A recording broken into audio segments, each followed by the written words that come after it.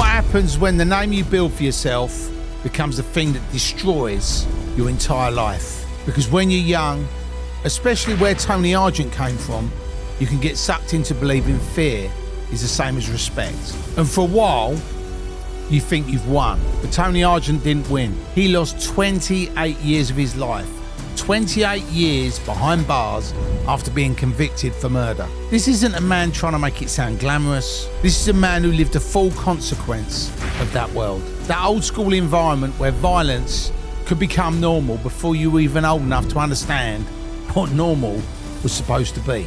In this episode, Tony sits down with me and tells it properly. He talks about the mindset that gets a young man pulled into that life, what it feels like when a life sentence lands on you, and what nearly 3 decades inside does to your head, your heart and your soul.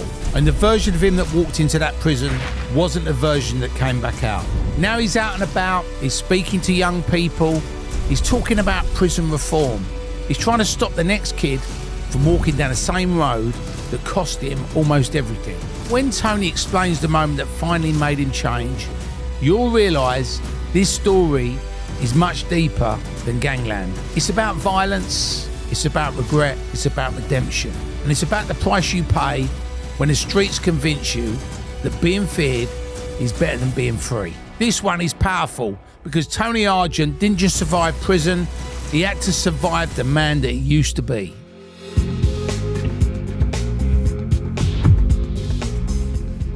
All right, now listen up. These days, privacy's rare. Real security, even rarer. When you're operating at a high level, whether that's business, family, travel, or public profile, you need more than just a bloke standing by a door with an earpiece. You need people who understand risk properly, quietly, professionally, without turning your life upside down. That's where Robberies Group comes in. They provide high-end security and risk management support for high net worth and ultra high net worth individuals, family offices, and people operating in complex environments where privacy, control, and protection actually matter.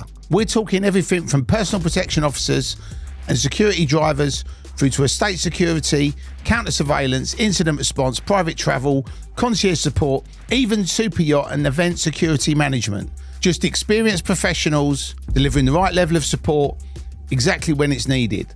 Whether it's long-term protection, discreet advisory services, or rapid response in a changing situation. Robberies Group are built to adapt and operate properly, security that protects without disrupting your lifestyle. Go check their website out via the link in the description below.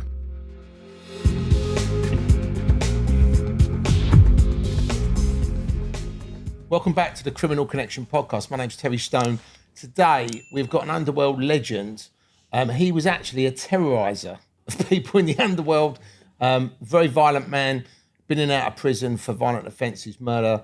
Welcome to the Criminal Connection podcast, Mr. Tony Argent. Hello, thank you for having me, Till. Thanks for coming nice on, one, thanks, mate. Yeah, even though I took about 6 years to find the place and my daughter. Yeah, done a half marathon. Yeah, if anyone wants to donate. Yeah, good. But Tony, obviously you've got such a great story, and you know, I think a lot of the people that are watching this, they really want to get into the heart of how people like you are actually made. And obviously, you know, when you grew up, where did you grow up? I was born in just off, it's called Silvertown Way. It's Custom House, Tidal Basin. It's just docks. It was built opposite Tate and Lowell and all the factories. It was like, after the war, it all got bombed. So they built these big flats called Cranbrook Point, Rowland Point. So I was stuck on the 20th floor. And, you know, to me, it was the most hellish place to grow up in. It was just grey. Yeah, you had Tate and Lowell's, you had the lorries coming. So you breathed in sugar, you played football, you breathed in Burke's chemical factory, you breathed in everything. Yeah, With all that sugar, did it give you ADHD? I think it did. It did worse than that. I got robbed out there for penny for the guy. Seriously, I remember traumatically, I had a guy, and I couldn't fight for enough to just quickly go on sugar.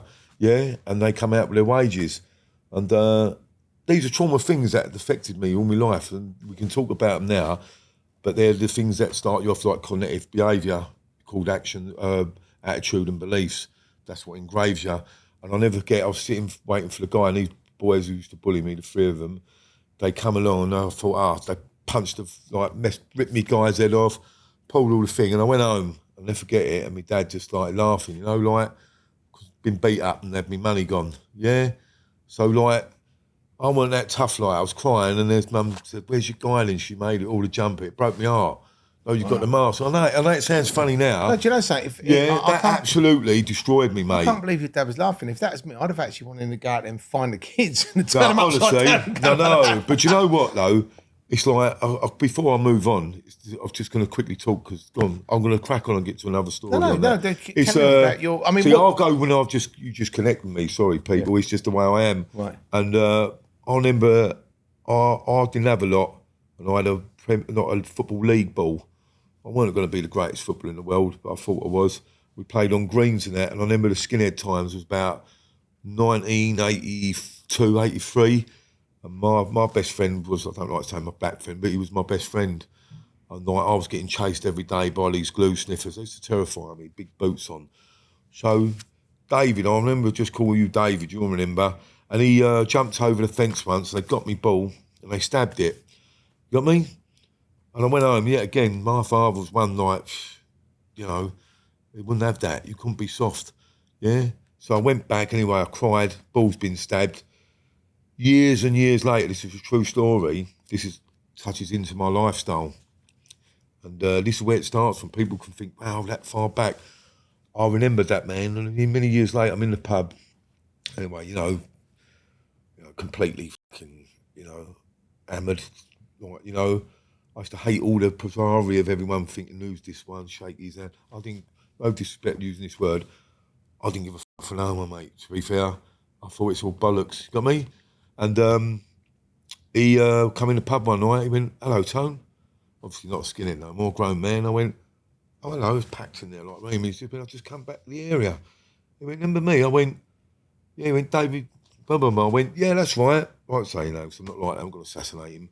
But as he's bought me a drink, I looked at him, I went crack, and I'll tell you what, I just absolutely knocked him out.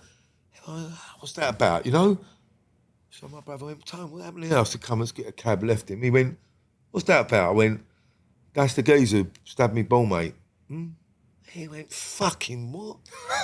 He went, seriously, but to me, I had to do it. You got me? Do you know something? For anybody who's watching this, because I had nothing, that ball made me like, I still remember it. Yeah. Anybody who's watching this at home, that won't understand that, right? Yeah. If you've got a ball, or a similar thing happened to me. Yeah. Right. Yeah. When I obviously, like you, come from the council estate. Yeah. I'd ended up getting a nice house. And I'm kind of doing the raves and all that. Yeah. And I learned to play chess. Yeah. And I was never really any good at it, but I learned to play it. And I bought this nice chessboard. And then one night, I was at this thing, and a few friends come over, and they brought some people I didn't know, and one of them started fucking around with the chess set, and I said, mate, don't touch. No. That's my. And they find that funny stuff. And he was like, oh, sorry, mate. Yeah. And then literally, the night went on, they left, and I woke up in the morning, went downstairs, and two of the chess pieces. Oh, mate, that's so I was like, declaration of war for me. That would have been, you know what I mean? It's like the ball, right? It's like the ball. Yeah. The same thing happened. It's a dig on the chin, that is. Same thing happened. Yeah. Right? Yeah. And I remember, like, it must have been a year, 2 years later, I walked in a nightclub, and as I was walking in this nightclub, the guy's coming out the nightclub, and he goes, hello, mate. And I did exactly what you did. And people turned around and said, what was that about? And that's personal, mate. I said, he broke the chest, and they was like, mate, it's an insult. But the problem is, right, if you have nothing, and people that are watching this probably won't get it. Never. Right? If you have nothing, that ball or that chest set that you've bought, or whatever it is, means a lot. Of course, if somebody fucking disrespects your shit, especially where we're from, you do sort of get the ump. And it's like, and it's some people say you shouldn't hold grudges, but I think if you stab the ball, rob a penny from the guy, fucking right, I've had it all. You'll get it. Yeah, seriously. But what people are, like, getting deep. When I was away, I studied a lot. My behaviour is still today questioned by even my daughter. No, seriously, I think, who they talking to, like who I am? I found it very hard to understand. I called it that world, my world, this world. And my missus said, Daniel's mum said to me, once, Tone. But fucking well, mate. I'm your missus, mate. That's the kids. We see you as Wally. Mum, daughter calls me Wally. Yeah? And then I think, when I tell my missus story, she knows me, people go, fuck. Honestly, it's no exaggeration, and it's there. Like, how I've got through it all, like, and starting from a kid. Yeah, you know it was. I was a very good manipulator to not get beat up. So then you had masks. So where I built so many masks up, I lived on fear. As soon as I got up from that flat in the morning, I went right with brother, we'd have a row. On the way down, three boys, mate. There, mate, crash. My Uta, surprised I ain't like Cole Morgan off the Copper film. Remember? It used to happen to me all the time. But my old man used to always shout and all at me. But he made me very nervous, got me? So my mum one day, I was sitting down on a green. I've said this story before, but I repeat it. And they was there, 3 of them. I was sitting with my mum, and I had a little pair of shorts on, a pair of shoes with a fucking eye, all like that. Do you know what I mean? She'd say, don't wear them out, not being funny. Mum, you couldn't wear these out if you tried. Mate, I was leaning over in them, you know? Remember the 70s shoes? Fucking ugly. They were platform boots, weren't they? Faction, mate. My legs were that thin, yeah. My hair, my head on stick, mate. A yellow vest You on. ain't got any pictures of that, Tone, have you? No, I have. Do you know what? I'll tell you what, I don't like looking at them. I look like fucking Cambodian. But, what was I going to say? So I went and tried a fault there. And these 3 boys, and I'll never forget, it threw a stone in my stomach. I still remember that day. My mum can't really remember, it was on the green. And it hit me in the stomach, and I could still feel that stone. Crack. And it hit me in the belly button. Winded me. And do you know what? It took 2 words from my mum. She went, now fucking go and get him. Yeah? Now, all the time I've been nervous, I jumped up. Now, that to me, that success, I jumped up and I didn't realise I had all 3 of them, I'd done them. I didn't stop. And then to make sure I weren't going to be scared the next day, he still had the strength, one of them. We'd gone on a rocket in the playground. I still remember it clearly. He's at the front of the rocket, I'm taking the front of the rocket, just a fucking wet underbar thing. He went, move, and I went, no. And we had it again, yeah? But it's like, to me, a very personal thing once. Someone took a right liberty at me when I was younger, yeah? And it was a fucking liberty, mate, yeah? And it was an embarrassment. And I thought, do you know what, I'll never forget that day. I can't say because it's a personal, real personal, but it was a liberty between me as a young boy, yeah? And I said, you know what, I'll never forget, I stood there and I thought, that's the last time someone ever fucking hurts me, mate. That's a bad thing for a young boy to have. And then shouting, when I was shouted at, yeah, you know, like someone shouted at me, hollering, shut up. That my cycle, like even a shut up on a foot, shut up. Okay, what'd you say? Yeah? Okay, what'd you fucking say? Like I've been out. And it was just like, it weren't that people go, oh, he's crazy. He's not crazy. I become so, I didn't like being embarrassed anymore. So if someone would come in and like come, go, how you doing? I think, I don't do that. Because I was very weak still. There's nights where someone can have me all day, you know, rabbit my ear off and just trap me because I was too scared to move.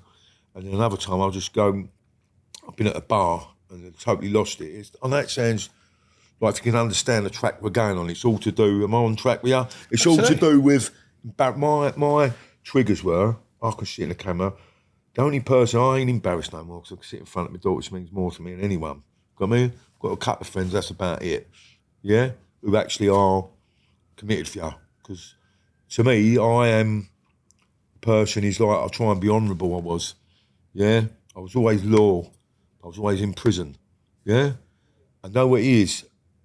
Like, in the end, it's like I thought, I was out of control and thought, fucking hell, mate. Because of them rules I set myself.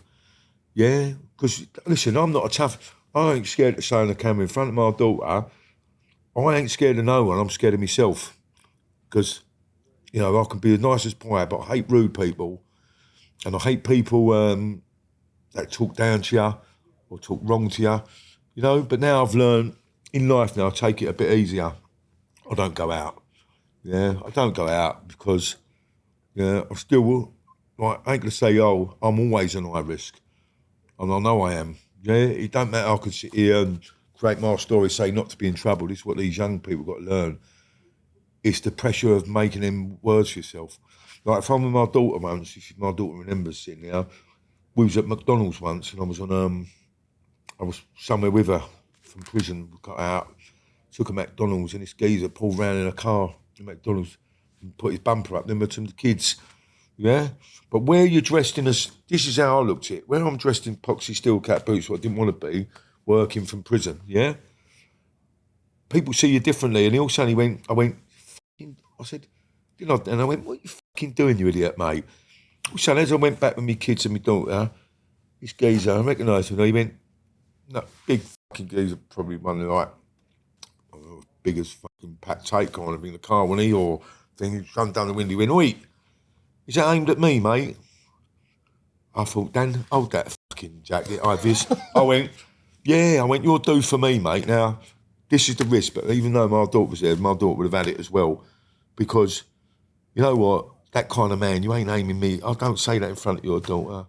You know, what kind of man am I? See, you know, people start saying things in front of your kids. The bump was near there. I went, yeah, as I'm walking the room, I went, coming in. He went, do I know you? I went, no, you fucking care if you know me. I went, get out of the fucking car. He went, I know you somewhere. I went, I don't care. I went, I'm aimed at you, mate. I went, don't worry about the steel cap boot. I thought, why have I got to fucking explain sometimes that this geezer, what he's about inside? No, that makes me emotional. Don't care. I always get emotional with it. I ain't fuck all, but I'm a good man. Yeah, I'm a waste of space when it comes to being a good dad or thing. You know, I am, because I've had no experience.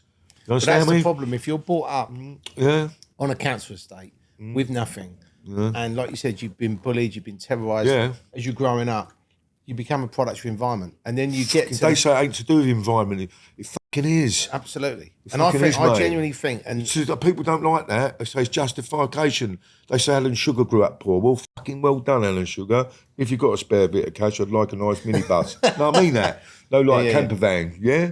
Because, like, you know... What's a camper van, Sir Al? Listen, come on. I've been on telly to all the criminals just saying I want a camper van. Do you know what, mate? I'm a good old soldier, but no fucking one's even brought me a rusty one round. I would like to travel a little bit around England. So, like, there are things I think, you know, I want a camper van.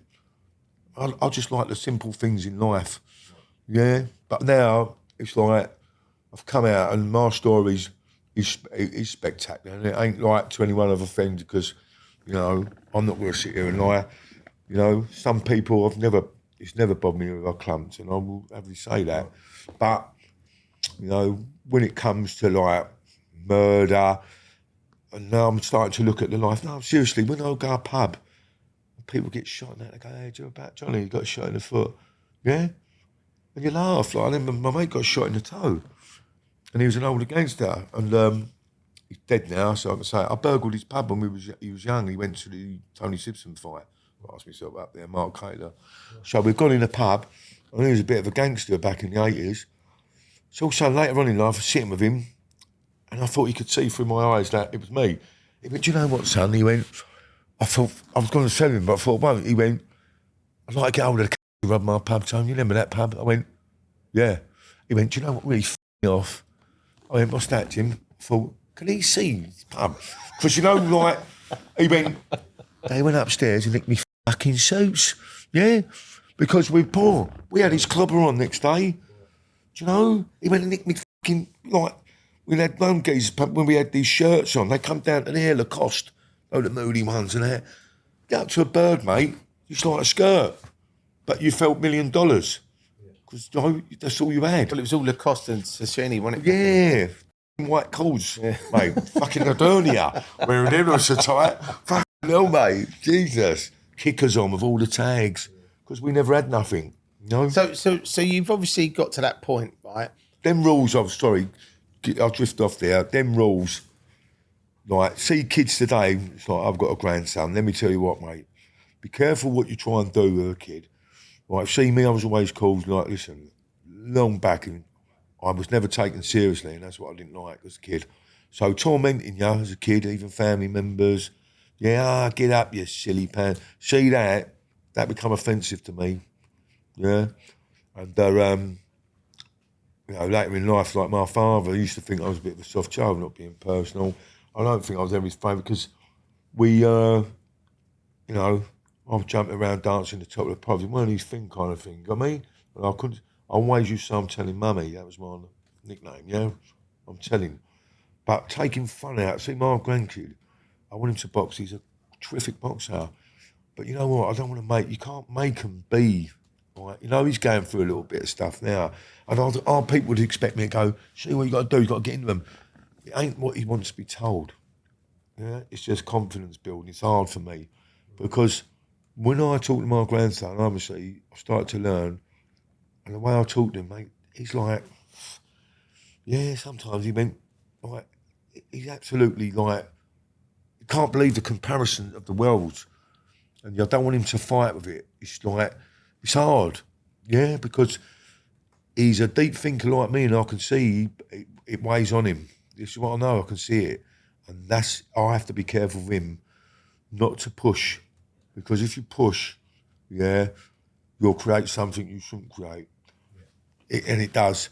And when you like violence, mate, yeah, I know he builds up on things. That's how I used to be. Go home, get punched in the face, I have to lay there and think, fucking hell, yeah?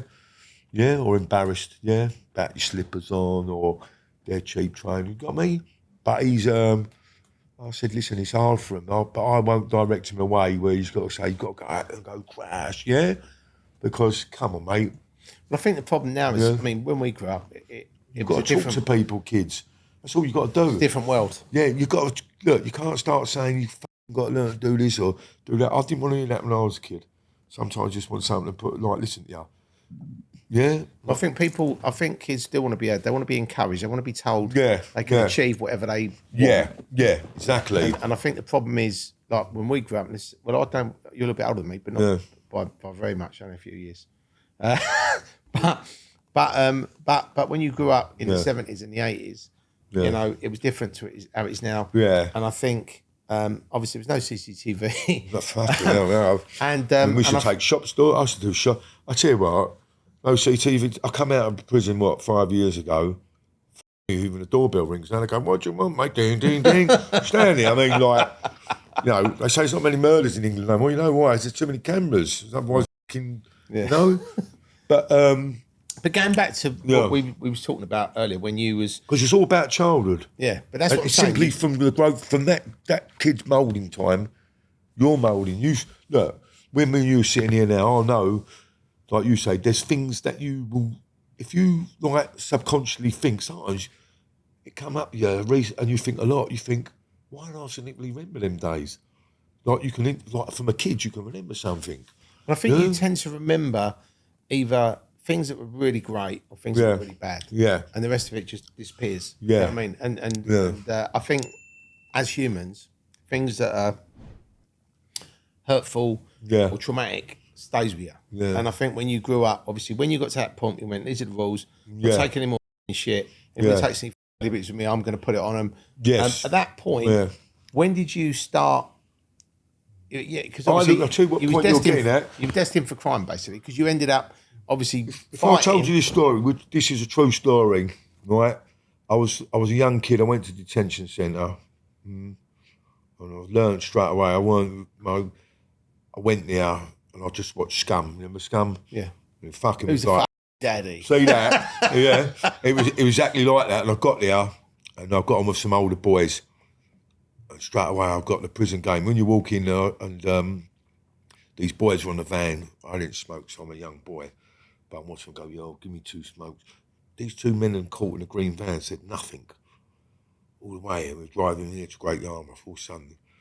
Got out there, mate. Like, see that regime, like Yami will tell you, was nonsense, bully, yeah?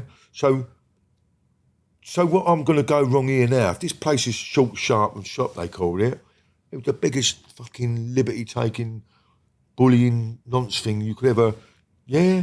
You understand me? I was only a young kid and I first got there. And they went, move out the van. I thought, and I was like very unconfident with numbers. And they go, right, stand up, you. And you say, fucking sir. Do you hear me? To me, that's not going to help any kid, mate. Yeah, it's not. You don't have to shout. Like, I don't believe in the army, no. To me, if a sergeant major come at me and he can't ever fight me, then he ain't going to shout at me. That was my thinking. You can't shout at me, I wouldn't be in the army because you're going to do it to me. You're not going to go, get over there. Ain't going to happen. Yeah, but it's like my thinking's so been f***ing rigid in these rules, yeah. And then I'd see in prison sometimes, they go, he's a fucking grass, gone on numbers. Do you know what I've learned? I don't care who says anything. They go, he's no good, he's got numbers. Well, some people don't want their face cut off. Some people can't fucking fight. Yeah, they're in trouble for drugs, mate. Yeah, what do you want them to do? They should still stay on the fucking wing. Well, not, let's have a risk about it. These boys are going to get carved up. Where else are they going to go? Do you understand me? It's like, I've looked into a lot of things really deep. I'm a watcher. I've learned. I've watched the loyalties. I've watched people die. I've watched their missus go with someone else. Do you know what? I've seen gravestones with love you and never see anyone again. So I look at all them things. Yeah. When you was talking, just that hurts me because I'm a fucking soldier. No one. Sorry to swear. I do swear a lot. Right. But there's no one who can question me on loyalty. That's my friend. Tony, I fucking swear all the fucking time. I know. I wish I didn't know. Sometimes I wished I didn't, but it's just I'm going to get on a point. In it, Dan. I always say from a kid. I see my own daughter, the way I've dealt with things sometimes, and sometimes it's just not. It's hard to change that mindset. Someone f***ing me family. Sometimes even I don't care who it is. Sometimes it's not a world where you can just go and. Is it about you, Tone? Like someone embarrasses one of my family, to me, I'll ride out from. That's me. And literally, if I feel like I want to ride out from. Yeah? Well, I wanted to ask you, for people watching this, some people won't know what the numbers means in jail. So what it is, it's like, the numbers is for like sex offenders, like Ralph Farris, probably. They go down there, and normal criminals, a lot of normal criminals, sadly, like, some people, it's sad really, because I've seen some good people go down there and it goes on numbers, and I think, if we quit well in prison, I used to save a lot of people. Another story, Blunderstone Prison is like a story you wouldn't believe, mate. It was lawless back in the 90s. And everyone who know me on social media said, what went on in there is like fucking lunacy. Like, when you go there, mate, it was like the most violent prison. Reggie Cray was there at the time. And I used to have to look after him a bit, yeah? We had Harry Roberts, but you had rapists there, you had scumbags there, mate, yeah? I was like, I'm going to drift off the pattern, like, when you go to prison and see the numbers is like a boy can't pay his drug debt, so then he goes and mixes with all the sex offenders. Well, like, so you're a grass anyway. To me, yeah, I wouldn't want to mix with sex offenders, yeah? But you can just get nutted off. You can't just sit in a cell all day on your own. They're not going to have it. Because, so, it's just like, it's sad to be called. Have you ever had any, like, when you've been in prison and you've actually had a conversation with, one of these sort of offenders? Have you ever? Never. No, I had them in Gangland. No, I can't stand them. I hate them. I don't mean to, be honest here. I don't, because Gangland was a good place. I've done a lot of stuff there. But, I watch middle class people there, and I will say that about Gangland's good, like some great people there, therapists. Yeah, but a lot of people there. Like, my politics in life is like, there's people you don't see, middle class people do horrific fucking crimes, mate. Like, when I got there, I thought, how on earth have I not read about this? And there's a system where it goes A cat, B cat. I was high security, then you go B, C. You're supposed to go to C, D. These people go from B to D. So I said to the psychologist, what's the fucking difference? He went, well, it is different. And I actually said this. I went, so if you kill someone with a gun and you shoot someone, it's gangland killing, which is, it's not acceptable for anything, not justification. I'm just saying, I said, if you if you had a tamper around with someone after had it sexual, would you be looked at as a gangster or anything else? They went, well, obviously not. I said, well, what the f*** is that about then, yeah? Because something sexual in it, you get lesser time. It's true. It's f***ing madness, It's like gangsters, politicians, it's like, it's all, I look at fairness in my life. Yeah, I do. I look in fairness in my life. And the numbers to me, I've seen people going, if you want to run with your hands to me, I'm one of them and all, but then don't start being a Judas and grassing on people. Because if you want to run that life, run the gauntlet. But you know what? Most of them go over. I've had loads of people go over on me. I'm too sick to mention. I've been hurt. Do you know what? But my story is like, I could tell a story. I ain't got the time of a babe. I'll tell a story about, the numbers thing is like them people, the pressure of the prison system. Like, you know. I mean, yeah, know what numbers means to me. It's like, you can get a good fella, but you can have a drug habit. Like, if it was my friend, like Bill the Bomb, like, no one's going to do all to you. But you know what? They ring people's mums up now and threaten them. They send people outside to them. Why do they call that guy Bill the Bomb? He was a great guy. He was the bomb. Yeah, it was my friend, he was. Right. Yeah. And even today, like, when people die, and, you know, I've corrected a few people and say, like, I could have had him and all that. You know what? Let's stop speaking about people who are gone. They can't here to defend themselves. And let's stop speaking about ag. Yeah, because we speak about too much ag. About, like, you know, they can call us neutral gangs, but I don't want to be seen coming across, look, I don't become an hypocrite and all, because I'd like to fight, like, I still got a big ego, and I still don't like a lot of people. But I can say that on camera, but it's, what it is what happens to it. It's the aftermath, yeah? And though it is, it's the responsibility. Yeah, it's like you can't, you know, there's people out there I find now even worse. I'll go in a pub and their eyes are, they're like, you know, they're just like, they ain't got no understanding of, if you do something to them in the morning, you think to yourself, don't go there, me mate. It's just, it's trouble out there. You go a lot of places, it's trouble. It is. Like, complete And I suppose, nuggets. For you, I mean, obviously... I hope that makes sense. Do I make sense of all that? Yeah. No? That's the way it does to me. It's just like, my life's been there all the way through, if you can get me. It's just pure ag. Yeah. But you're going through this, like, aggy life. You're obviously having... Still ag now, tell. Yeah.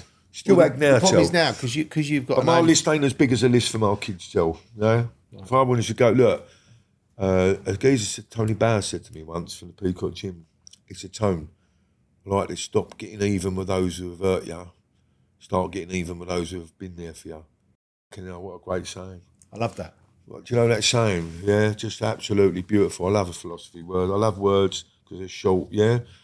Got me? Like, do you think, right, if you wrote a list of all the people that have been good to you and all the people that have been bad, the bad list isn't be probably 10 times as long. Fucking you're going to spend a long time fucking doing that. Yeah, or they come round your house, look, and want to give you a couple of £100, yeah? And when, like, putting your daughter's life, I'll say now, and recently I've told people, do you think my daughter's wife about £6,000 or £5,000, do you? Do you think me going away for my daughter, yeah? You're some kind of friend, yeah? Do you understand me? Business is business. But don't take me away from our kids, mate, and think you're going to put a stupid amount of money on the table, mate, yeah? You got me? Yeah? Legend, notorious gangster. I eat mackerel and beans on toast sometimes. Yeah? I like it, yeah. You know what I mean? But, yeah, I just want to do my story. I want to give, like, it's a great story, and I was never going to do it, but when I pop my clog sometimes, someone's going to do it. And is it a great story? We make films. Look, everyone wants to watch films of people like us. Yeah, because I didn't think there is a story about us, but there f***ing is, if it's used the right way. Yeah? I mean, not like I'm a good man, I want to save the world. I don't want to do that. I'll help kids out, but I won't be an hypocrite either. Yeah, because of would I like to go and grab a lot of money right now? Yes, I fucking would. But it's just. But it's nice if I want to make something for my family, my story. My story is explosive, and people know. It ain't. People just think, "Fucking, did that happen?" We want to go into these stories. Yeah, you got to share, mate. You're teasing us. I tell you what, it is. No, seriously, Tell. I'm not bragging, and anyone I tell you, social media people go, I've never been one. People just think, I think, what's there to tell, mate? It's just 29 years. My mum used to say, he's fitted a lot in, mate. Yeah, and I don't even know if I've been in prison now or I've ever lived again. That's how fucked up your brain is.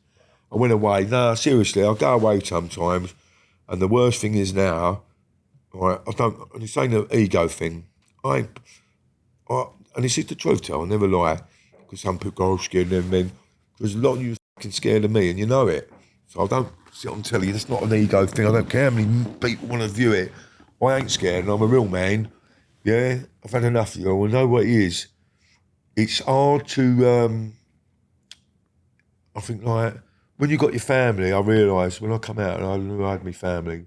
Long story short, that was never straight down the line. And when you have one, and it's just like they mean everything to you. I'm not just saying that my daughter's here. I'll tell you what, mate. There's no one that deserves something from me than my fucking family. Do you understand me? Anything. My story is a great story. I don't like my kids even gonna watch it. They don't watch it because I don't really want it, but it's true. I don't tell lies. It's fucking horrific. So you've obviously gone through this thing where you're fighting and you're obviously not letting people take liberties. Yeah. When did you first? Bad sign. When you draw that line in the sand hotel, someone's definitely going to cross that line. Oh, for sure. Do you know what it is? I used to think, you know what? I started judging people, and a long time ago, and I didn't have. I wasn't like 15. I was just like, just do a bit of boxing, go home, go work. Met a girl. I didn't really get the girl thing. I'd sit in the living room. I didn't understand. I knew like I wasn't out long enough for people. And I sit with a girl and I say, what do I do now? So like, I'd say something and go, I wasn't myself. It's like I was in a fucking acting role. Like sit on the seat with them, mate. I think, what the fuck's this about every night? Like, you just go sit on the seat with bird. Go round here in your tracksuit, go like actually not creased. You sit there like that all night. It's about 3 a.m. Toast and tea. You did. I'm trying like, no disrespect, not being funny. Like nowadays, you put your hand there, mate. It took a year to get there. That's the fact. Yeah, a year work to get there, mate. That's graft. Fucking graft. I thought this, and it's just like I've not enjoyed none of it. To be fair, I've been abroad once. Come home. She's a lovely girl, and I was so fucked up with rigid beliefs. Like, girls weren't allowed to, like, I've never seen a girl go topless in my life, mate. Like, when I went to Portugal, when I went to my girlfriend, I wasn't being out of order. I went, what are you doing? She took her top off. I went, what are you doing, mate? She went, Tone, I'm abroad. The first time I went, fucking put your top on, mate. Yeah? Because the Portuguese kids come over in trunks now, stand there. But no, it was, because I felt like, I didn't trust no one anymore. Do you understand me? I was never good with girls in relationship with girls either. I didn't trust them. And, even when I got out of prison they used to think I was right. Lad used to come out of prison, birds used to want you. It's like, you felt good about it, yeah? Like, good about yourself. But when you started, obviously, did you actually stop working and then actually go into crime? Or when did you start actually committing crimes? What age would you say you was? Early. About... I would never ever want to be arrested in my life up until about 9. I was terrified. Oh, Bill, mate, yeah? I didn't want to get in trouble, mate. But I used to watch the Sweeney and that, so obviously you see the beating say. But back in the day, old Bill scared you. Yeah, they pulled up, mate. They pulled up an SPG van. I'll go into that in a minute. But I didn't want to do it. I wouldn't even get in trouble, mate. I wouldn't do nothing. I nicked New York Sweet because I was supposed to be first son in the summer. Your mum done the best. You couldn't go and get, like, my grandkids, they can't get McDonald's. Fucking hell, mate. Pie and mash was a treat. Yeah? That was like going to going to the beef eater. Mash, mate, yeah. And one pie, I wanted 2. Yeah? But, we used to do, like, nick a bit of money sometimes with kids and we'd go to the fish shop and that was it. Look, and you had the stuff going round. And I used to have breast of chicken, sausage and batter, chips, with a roll and a gherkin and a can of Coke. Yeah? I mean, but it's just like the installed rules I'm trying to learn to understand it even now. Yeah, I'm not going to start slating people. I've spent so much fucking time and I still can't. I work out that I've actually worked out that I kind of escaped. My violence was to escape the world as well. Prison was an escape for me. It's where I flourished. It's mad, and I'm proud to say it's well respected there for the right reasons. But always the same thing. People come in, I ain't seen him for years. Tony Argent, say hello, mate. I think hello, mate. 10 years later, yeah, they done fuck all for me. Yeah, it's sad.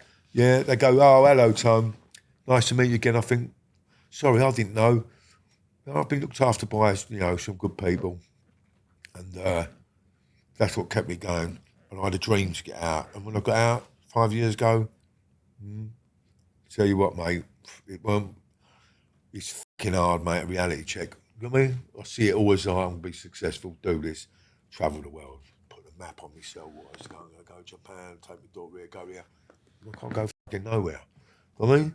I'm trapped. I'm still like, it's just like, my world's gone, I come out, it's hard. I come out, there's like, I went to Stratford Station and come out and I thought, I know where I'm going. Mate, I couldn't even know where I was, mate. West Ham football grounds there.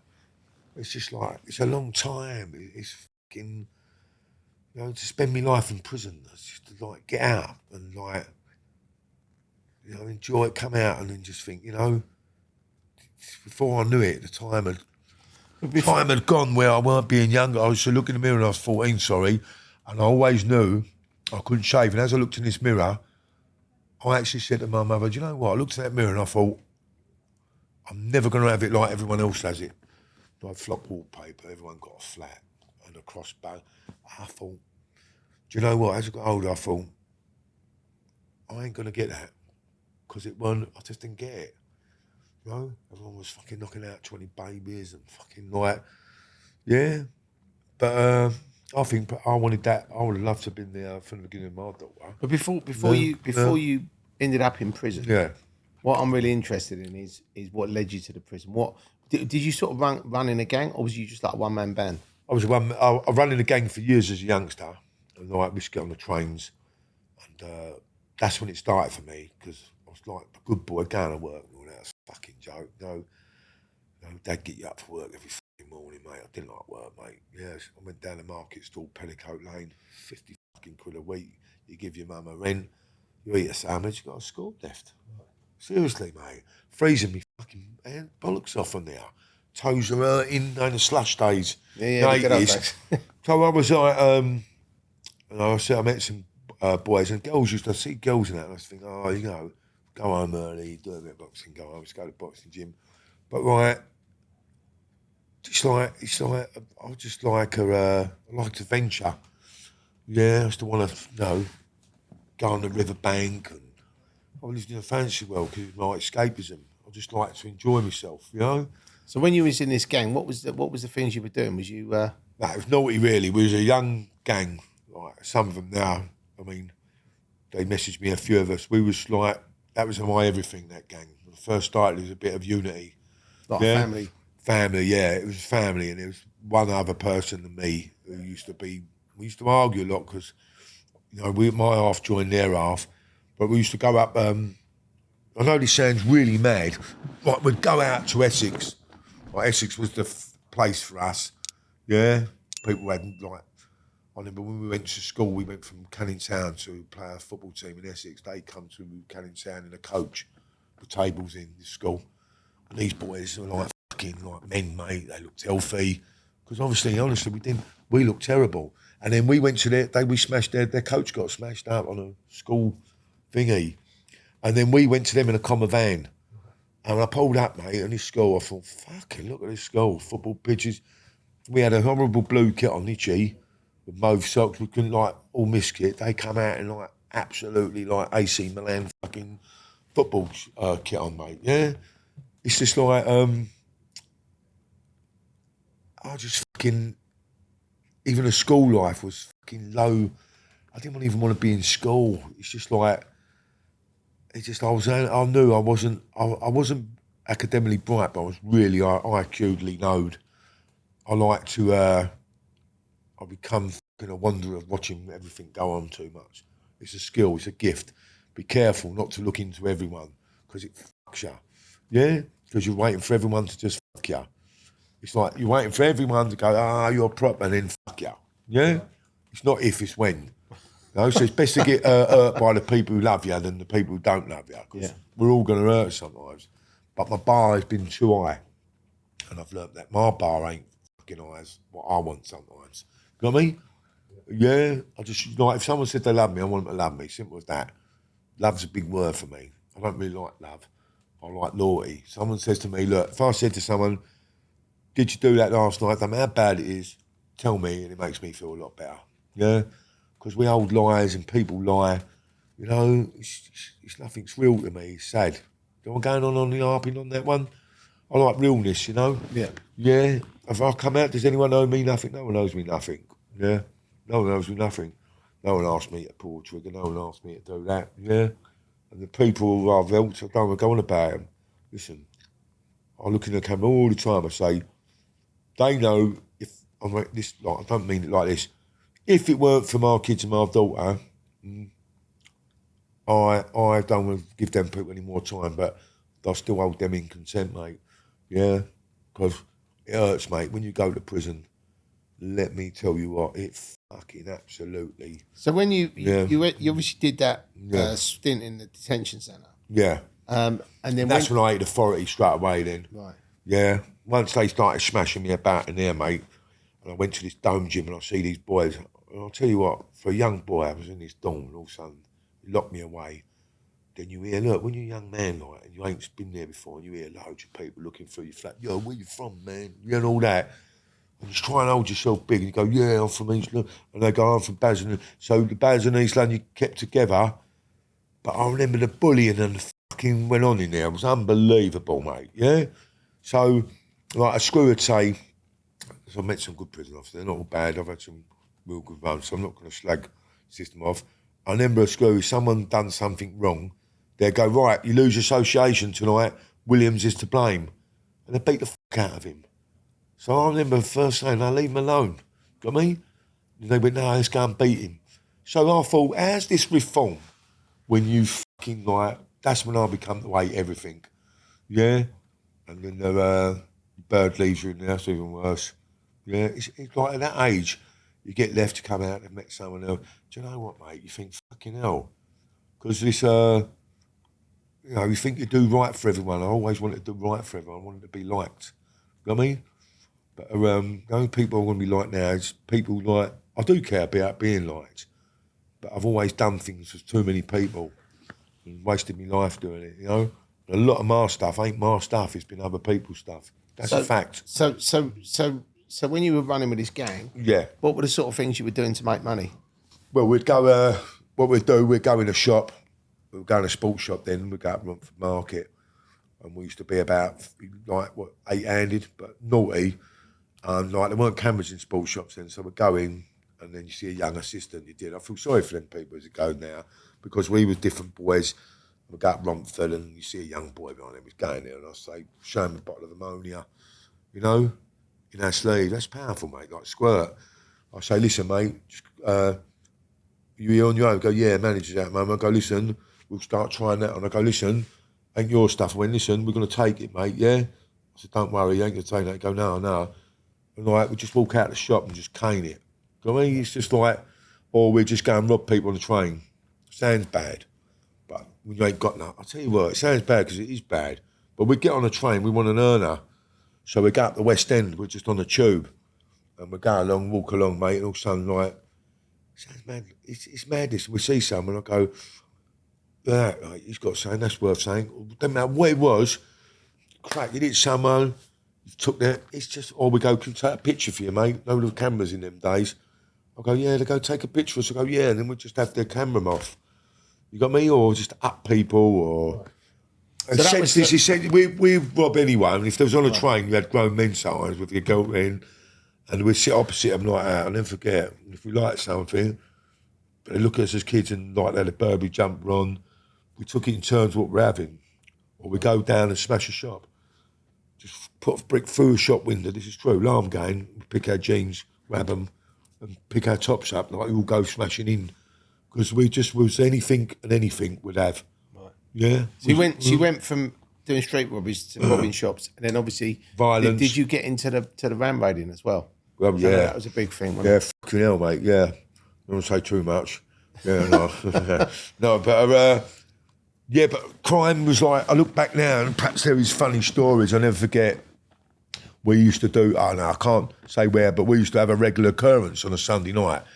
It was like it was a post office like place, like a warehouse thing. So it was regular for everyone. We all met on there Sunday night. Everyone went to there to rob on Sunday night. Like, constantly, just through the fence. So one night, I remember the geezer we was grafting with was an older man. He come out of us. He fucking brought his dog. So as we were crossing these railway tracks, his dog went bang. Mate, it fucking like hit the rail and it's just like absolutely frizzled. And he was crying. So in the meantime, I looked up and he went, "Here, mate, John went, here, Tone." But the dog's like, this is how mad. He's tragically, dog's been burnt to a crisp. He's hit a railway line, right. like smoking. After fucking lights went out in the area, mate. Seriously, he's like, and then my mate, as he threw this, he threw a load of books, in like catalogue books. Right. So you just go through the sacks, what you find. Yeah, you have an earning. So this place was like, it had loaded. You didn't know what you was it had fucking everything in it. It had post up. It had credit card, mate. We was driving in there, and there was like we had everyone from the area worked in there. I'm not being funny. You lost a lot of money, the Royal Mail, mate, because the worst area to build that in there, because there wasn't a bank in Canning Town or Customer. There wasn't a bank. There wasn't a post office, because they got robbed so many times. You had to go out the area to go. So this post office, I used to think everyone was over there. Look, all bumping into each other like 10-handed. So it was like a private members club for criminals. Fucking like, every morning, Sunday. afternoon. Cameras, everything. It didn't matter. I used to drive in there sometimes in a van, and the guys used to used to just look at them like that, drive through the thing, go, "All right, John, front it. Johnny!" They go, "All right." And then they go, me mate would be on the loading bay. She'd reverse up, go on, stick it on, mate. Go fucking crash it all on. So it was like a lucky dip. You didn't know what you was getting. No, the shit sometimes. I fucking, listen, in life, in criminal life, you know, I'll never forget, we had a lorry, it would have been the making of us, mate. And I said, I can drive it, you know. I couldn't drive it, I jackknifed it. You know, fucking like you're 15, 14.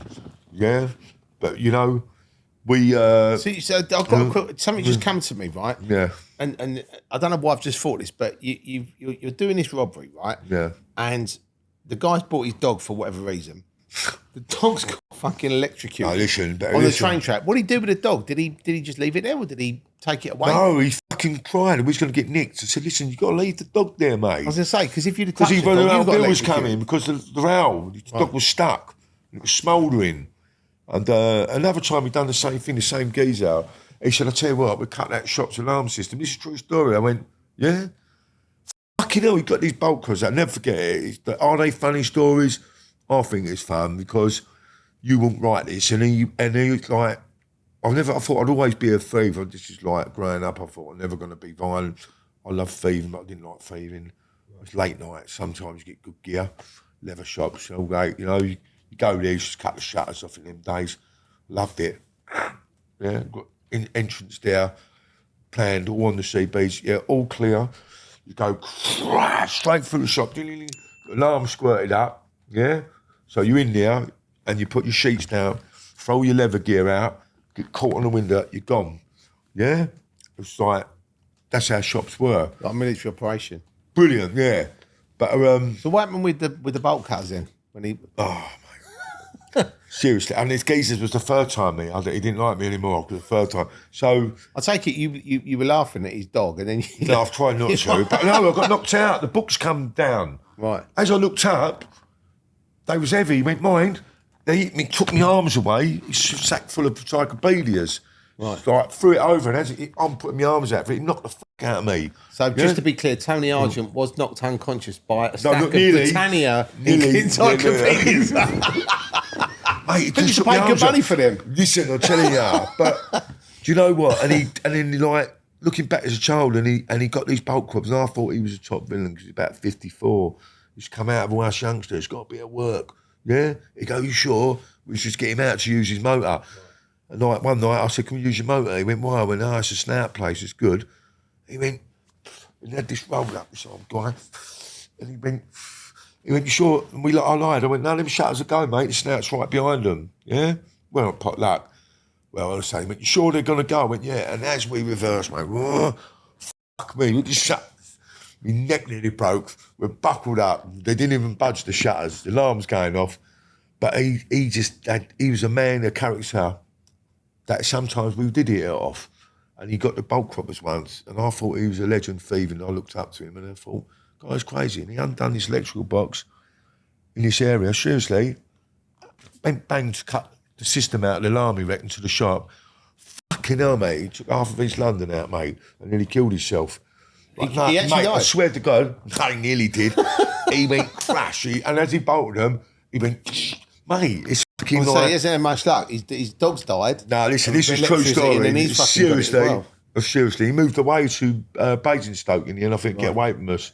Yeah, we flew over there to see him one day. He was like, nah. You know what I mean? They just, you know, but it progressed from there. We was violent, mate, and the sad side is when we was robbing and that, this sounds ludicrous, we would go to an area like Hornchurch or Elm Park, and you might not, I don't understand it, and we'd get out and we'd have them ski coats on, like, used to like going out and go over, because like girls from over Essex and that, where we lived, if you had a broken nose and that, you found it, but when you bowled over there a bit, birds are like, oh, yeah? Of course, we was just like, we're different, but like, and then we go past... You're from the hood. Yeah, do you know what though? We thought we was like... So I went Southend first time, like, because girls were a big thing back then for us boys. So when we went out once, and round our way, I went to Southend. I went back there, and me and my mate, I come back and I went... And I know it sounds a bit stupid, it was... You kind of like enjoyed the... I was acting really, I wasn't really into this stuff.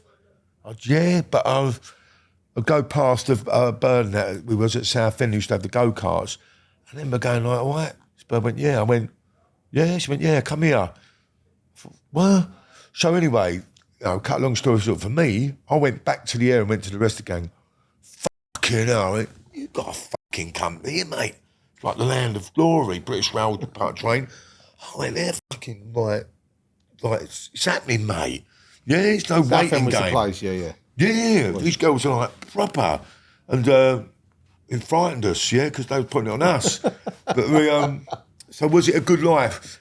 I look back and I'll tell you what, we hurt a lot of people, mate, and honestly, like we'd go past a gang of people, and it's serious.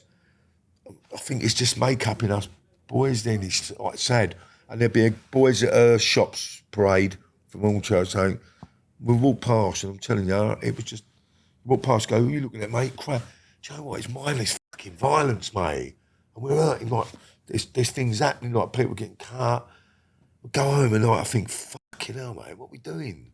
And then when I grew up, it's like my dad, I love my dad, right? You know, and I remember the old bill come through my house, and like getting from 23, I just had something about me, and I just fucking, and I'll tell you what, this is a true story.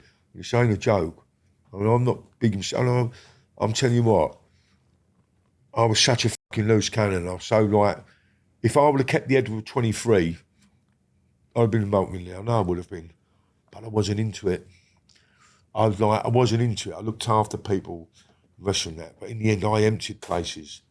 You know, I weren't like some people with me, like Rise of the Foot Soldier, you know, not being funny. I know you've done that film, not being funny, like, to me, what I'll do is a realist, mate, and it ain't to bragging rights, you know. Sometimes, you know, people like the world I was in, mate, is a violent fucking world, mate. I mean, talking about seriousness now, listen, if you ain't, what only thing that keeps you out, right? This is the truth. What makes you different from anyone else? It doesn't mean you're the hardest man. It's how dangerous you are. And that's another sadness thing. I think, do you know what, mate? If you geezer pull a gun, mate, and that's when something first happened to me, a geezer put it on me, and I felt that shame again, you know? An older villain, mate, and I was with my girlfriend, and I weren't really nothing special, like all the ICF about. I thought all the ICF, most you know, but after he's up, come on, don't start social media, you know, you got it from me. I didn't really, the football thing was like, I'd turn up and I think, I was a loner. I thought, what's all this about, mate, yeah? Got me? I never knew where I was going with it all. But before you know it, then I'd go out, and then in 1989, the rave scene, and you start getting noticed a bit. But you do, like, I was fucking at that 1989, I come out, And I'll tell you what. So before you, so this was the 6-year prison sentence. No, that was before. This is another sentence for breaking the geezer. Do you know what happened? The geezer party poppered at me at New Year's Eve. You know, like, a lot of people go, that's fucking man. No, it ain't. It's how a lot of people, I've learned a lot of people in, like, you know, I've done a lot of psychology in that, and I do learn a lot of things that I do. It's something you can't, even in prison, a little thing like go and tell, listen, so-and-so, and then you go, they come and go, do you know what, mate? Like, not being funny, digging me out. Do you know what, mate? It's a fucking lot of madness in, like, all the traits. So the guy pops fucking popper in your face, and then what happened? And I went, you said Happy New Year. And I went, fucking watch me eye, mate. Yeah? Because it popped in my eye. It hit my eye, burnt me. Fucking pop up, bang, he went. So I went, Happy New Year, I went, crash, I went like that. I went, wow, so made it worse, I don't know this geezer's gone crash back, yeah? So, mate, I just fucking hammered him for that, yeah? Like, to soak me or, you know, anything. Listen, it's a world like, you know what, listen, I've carried every fucking scar, I'm covered in it, mate. And it ain't a bragging thing, because I've been you get left dying sometimes, mate, a lot of blood. But you know what? It actually didn't bother me. It really didn't, because I didn't care. Do you understand me? I didn't care. So then what happened? You got nicked literally that night, or was it the following day when? What's that? When you had the row with the geezer with the party popper? No, I got nicked about 2 days later. Do you know? I got nicked 2 days later, and I broke his jaw. And do you know, looking back now, mate, fucking hell, you know what he was? It's just like, it's not me. It's like a lot of boys were like that. What did you know, get? you went raves. Yeah. Mate, I went to a psychologist once. I went, where I come from, mate? I said, some people just walk past you, yes or no, hotel, and go crash in a pub. They go, oh, I don't think that happens. I went, mate, come on, mate. You walk down the street, people just go, you crash, and they'll glass you. Mate, you've seen it. And they go, I don't think that happens. I went, it fucking does, mate. It does. It's, enough to make you a nervous wreck. Yeah, and do you know what, Chel? The saddest thing is, why I want to do this story now, because people keep saying it, and it is my story, and it's my story, and I'm allowed to have it, because I never thought I wanted to do it. But it's to me, I'm not bragging, when I get it together, it's so hard, even explaining now, Dan, it's not, I can't explain it, it's fucking, if I had a day with you, and I walked around places, I'll bring it back to life for you, I'll go, fucking hell, really?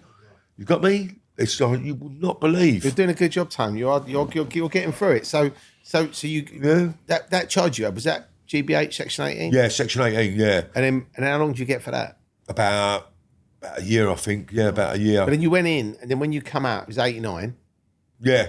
And then what happened then? Come out in 80. Yeah, I went away 80 when the what's it called? It was before I went away. It was Bros and all that, and then I come out, and then it was all of a sudden everyone went. Choners is acid out. Before I went away, it was 87, sorry. And I went to this rave thing, and they weren't a bit of me. It was acid house, acid. It was like all that mad music. And then when I got out again, I bought a pair of trousers, Cecil G, like 200 fucking quid, a lot of money. That was the gaff, wasn't it, Cecil G? Fucking bought these trousers, got arrested. So 89, I thought, God, I've got to put my dog tooth on them, bruv. Yeah. So I put a shirt on that, and I got in the pub, and I thought, what's happening? Everyone was in rugby shirts, all like, I couldn't grow my hair long, mate. I'm not being funny. It just weren't never going to happen, mate. Yeah? Right. I couldn't have long hair, but everyone had these perms. Yeah? So I stood there, and this girl went to me, Tony, they went, what are you doing, mate? So, you know, I had a bit of coke in there. I thought that's what you do. It changed dramatically then. And I went, no, not for me. And everyone was saying, have one of these. So, and I thought, I ain't having one of them. And when I fucking took it, do you know what? It was like a bit of happiness to me. Yeah, honestly, I thought, fuck me, I found, well, if there's a God, I found it. Right. But like, again, in my life, I enjoyed it, and then the darker side of anything comes in, yeah? So what happened then? So you've done this thing, and what happened? Were you I'll tell you what, jumping on tables? I can dance as it goes, mate. A lot of people verify that. No, I seriously. can't dance, but I think, you know, you did better under the stroke then. To me, I'm always glad, whether it was MC or not, best year of my life was 89. One for me missus, I met with a girl in 1990. Another story, mate. I briefly met her. And I obviously slept with her. little did you know I was going to bump into her again, yeah, through the crime world, yeah, and go bang, all of a sudden go, wow, that's my missus, mate, yeah, that yeah, but yeah, I danced with her once at Bennett Manor and she was a right weapon, you know what I mean? She still is. That was a good. Yeah. We are to Bird dance season, used to dance in them days, and birds, when I would come out in '89, birds wear pencil skirts for me away. And they used to dance, let's hear it for the boys, remember, oh, he's gonna have big blue eyes, remember, let's groove tonight. Oh, and then like you waited for a dance, go, move closer. That fucking old, what's it called? You have the last dance. Yeah, the erection section. Yeah, I used to sing sometimes, right? And then I learned again, I studied that, I thought, you know what, I went through lots of things in my life and I realised, right, I used to go out birds like free-handed and I didn't even want to be with them. Just to look good, yeah. And you know what I wanted? And there's the girl in '89, she was a good girl and she tried to take me different avenues, you know? Because I thought, oh, this girl's great, she's been abroad, she's like, yeah, been all around the world. And the geezer was a bricklayer, do you know what I mean? So I felt affection that I couldn't do fuck all other than fight. You know, or you know what? Absolutely. And then I went to Tower Hotel. Then, like to her, this is how I felt. Like we went through to Tower Hotel, lovely meal. Yeah, but I took I shouldn't say. I took an ecstasy pill in the Tower Hotel restaurant and said, "Do you want to marry me?" Like. Was this before dinner or after dinner? No, this was after the dinner. No, I didn't mean it at the time. No, I meant it. But like, no, because she knows, like, I meant it, but I didn't have a clue about it. Did she take one as well, or did she not know? No, she didn't take one. She didn't know I was on one. Because there was a matchbox and I was going like that, like crunching it up. I know it sounds funny, but it was like, I was fucking like, I went, I fucking love you, mate. And no, this is true. And I swear to God, I said to my missus, she said, I've done things in that year. You could marry. Oh, no, because I did love the girl. Was a good girl to me. Yeah. So listen, she knows she was, but you know what it was. I had it, and all of a sudden I wasn't that interested in, and because she's my mate's sister, she's a lovely girl. I thought she was different, and I've never chatted up with a girl in my life. Honestly, I'm not saying. Honestly, it's to see me. I'm just so couldn't stand there and chat. I just don't like that somehow. I just look, it's like it happens. You know what I mean? Right. Yeah. So did she say yes, Tone? Did she say yes? Yeah. She did? Yeah, and she knows this, I don't mind admitting what a fucking arsehole I was. I didn't even have to, listen, she was just, I said to her, married, and I meant it at that time, because this girl, through all this trouble, when this girl was like, decent girl from a decent background, let me tell you what, she said I had issues and that. You know what? She said, it's a good thing she said to me once, and see you, Tony Argent. No, good girl she was, and I speak to my missus about her. She learnt me how to spell and that. But she knew where she was going one day, and I was out with her, and she went, do you know what, I ain't staying with you no more. It's the truth. I went, why? She went, I can see. I don't want to be around you. She went, I can't. This is a true story. And I went, what? She said, your dad said to me, you might like him, but you'll never change him. Yeah? And I thought, what's my dad telling that for? And she see the future, mate, and I'm glad. She just said, you know what? She pulled her hair out of me. She just said, this boy, I just can't understand him. She said, you can't tell him you love him because he doesn't believe it. How bad's that? Someone says they love me now, yeah, this is a true story. It's just started, my missus could say she loves me sometimes, and I still go, do you love me at this age? Yeah? So you said it too easy. Or if my daughter don't say she loves me, it aggs me, you know?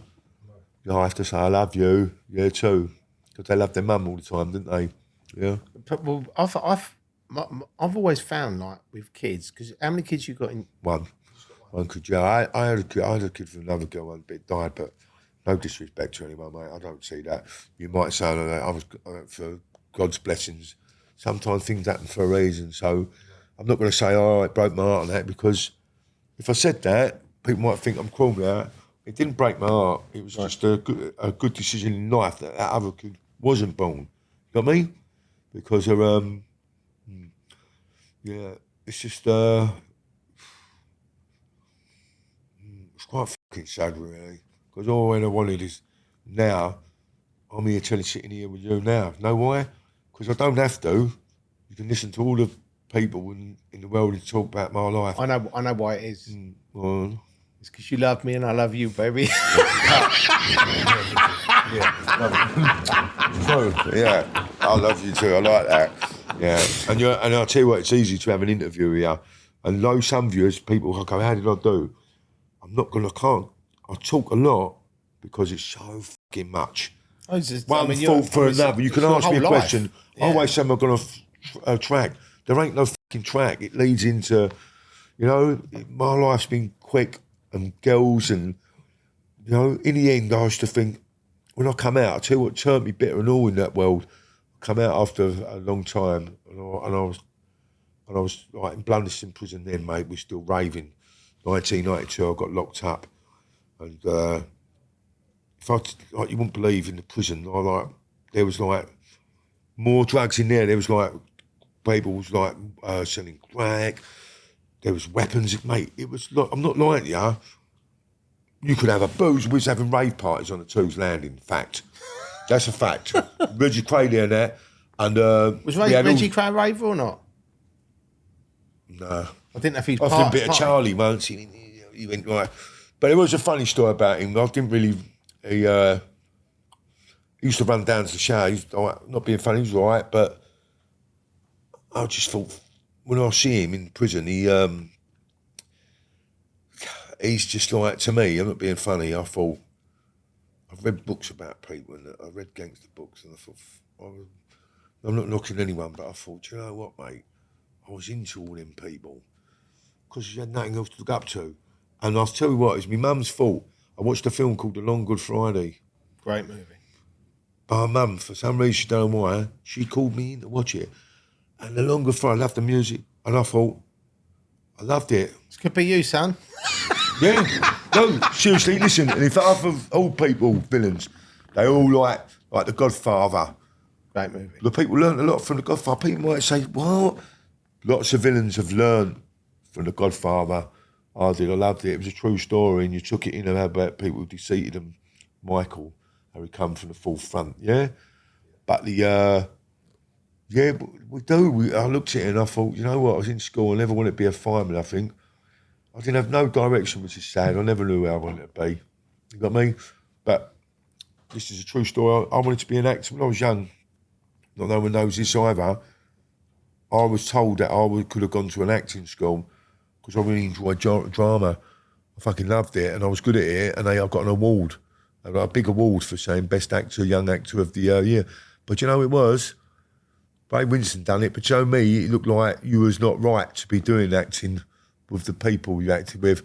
So through that bollocks, I should have followed my dream. Yeah, there was a man called Mr. Bowley. He went to my mum, see Tony's got a great act, mate. He's good. And I wanted to be an actor. But you know what? When you see Mr. Rowland's scarf and my dad see much, when I'm going to talk to them people, do you know what? I looked at the Theatre Royal. See, no one knows that. I should look at the Theatre Royal and think, do you know what? I'd like to be in there. I love plays. I've been around theatres and that. And I can, do you know, it's just follow to young people. I so fucking wish I would have followed, done what I just wanted to do. Do you know what, though? When I grew up, when I was at school... I love films. I love drama.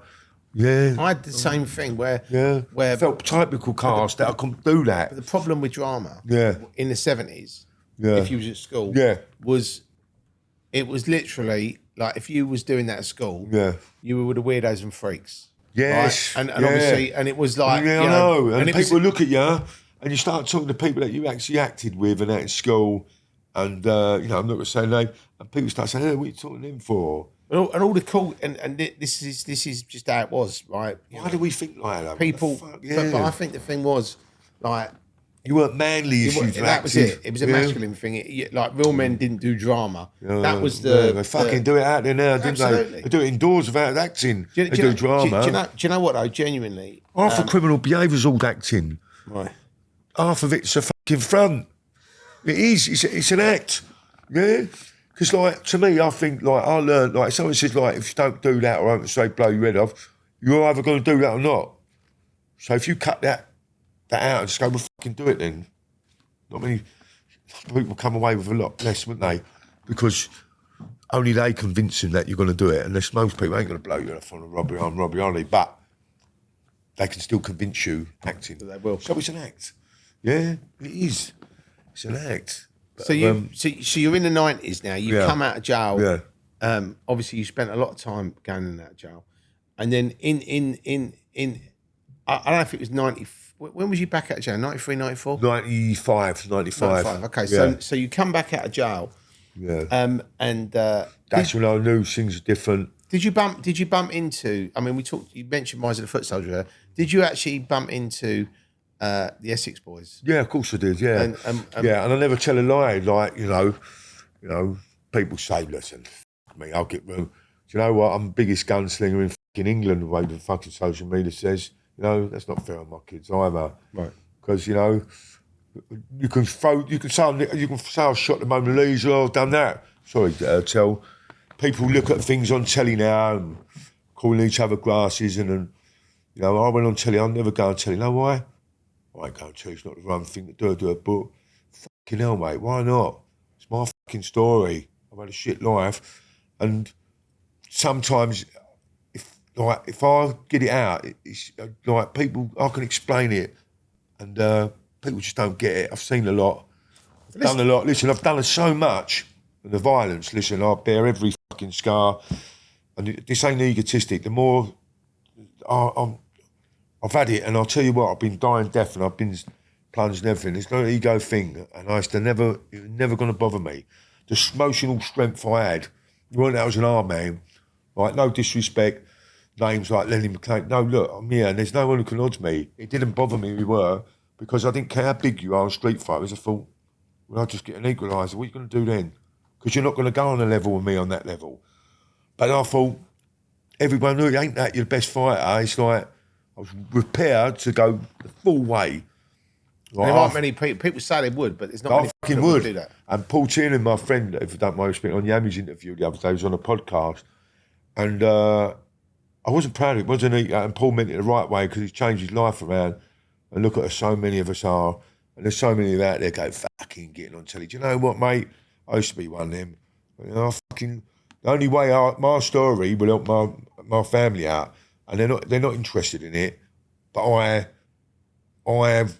That's the only product of my life. It's the only thing. If I get it out, it's going to get out. It's not if. It's when. It's when. And it is. I tell you what.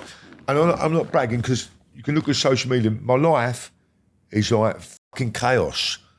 And I mean, I'm sitting here now, and we're not going to go on the points of stories because they're heavy, and I mean like extremely heavy, and they're not nice, and sometimes it's brutal, it's sad. You got me?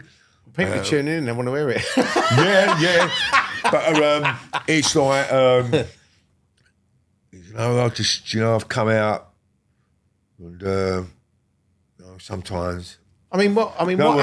I've come out and it's fucked me sometimes, Chel, because you know, I've been having people ring up for book deals. I've had these people, I don't know the game. And the safest man, I thought, no, people say, why don't you do a film? Loads of people do it. All these other people. And I'm thinking, film about what? Because I'm lost, but now I'm getting myself together. Not film back because I want to tell them, listen, I'm not knocking anyone. I don't want a fucking gangster flick thingy. I'm going to just I would like to do something to show you some real pain and expose. I'm not everyone, there's been some loyal people, me. I've been heartbroken, mate. There's not a fucking pain like it. Deceptionist pain of, you know, spending years in jail. But I realised me cognitive behaviour, only you put yourself there, Tone. Only you. You know, terrible. I mean, you mentioned Paul Tiernan earlier, but for people who don't know who Paul Tiernan is, what actually happened? He got shot. He's been known as a gangster and been shot and doing really well now. And like, when the people like us cross the line, mate, we want to come out of it because I remember Paul won't mind me saying, and Samson, Yami, go back with Yami, mate. See Yami, people still go in there and go, oh yeah, you was on gear. He's fucking real, mate. Yeah, he's looking back of all his fucking life. Yeah. And then we're putting care or putting under supervision where people abuse us again. Yeah? So we think, fucking hell. Yeah? People go in care homes, children's homes and things like that. And, you know, you're getting abused when you should be looked after. Yeah, you know, like children need to fucking be listened to, mate. They do, because it's no good like parents sometimes. You got to ask your kid what's going on sometimes, mate, because they know more than you. Yeah. And the other thing I wanted to ask you, obviously you're in Essex, you're doing all this stuff. Yeah. Was you like? I'm sure you asked me about them. Yeah, the Essex thing. Yeah, I mean, like Tony Tucker. I met him in. I didn't like him, not being funny. I don't want to offend his family. I didn't like him, and I didn't think it was nothing special. And I was like 12 and a half stone at the time. And perhaps it's weird in this world, we bump into each other in different stages. And I met him in a club once, and I'll never forget, fucking massive, huge bodybuilder. But like people like me, we didn't like it didn't matter. And my mate bumped into him. And I was on an ecstasy pill, funny enough, and I was on a New York pill, and it was going all slowing down. I didn't see it. I just somehow was rushing. I just pointed me, and I see him go, my mate, see you. My mate bumped into him with a drink. My mate ain't violent. He went, but he was in a bad place. He's in different Indian country now. This fella, mate, you got me?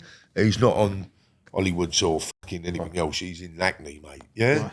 Where everyone's fucking holding that. And I ran over to him. He went, one thing I don't like, I heard him say, my mate, is one, getting caught in the rain. I could hear this through all the music.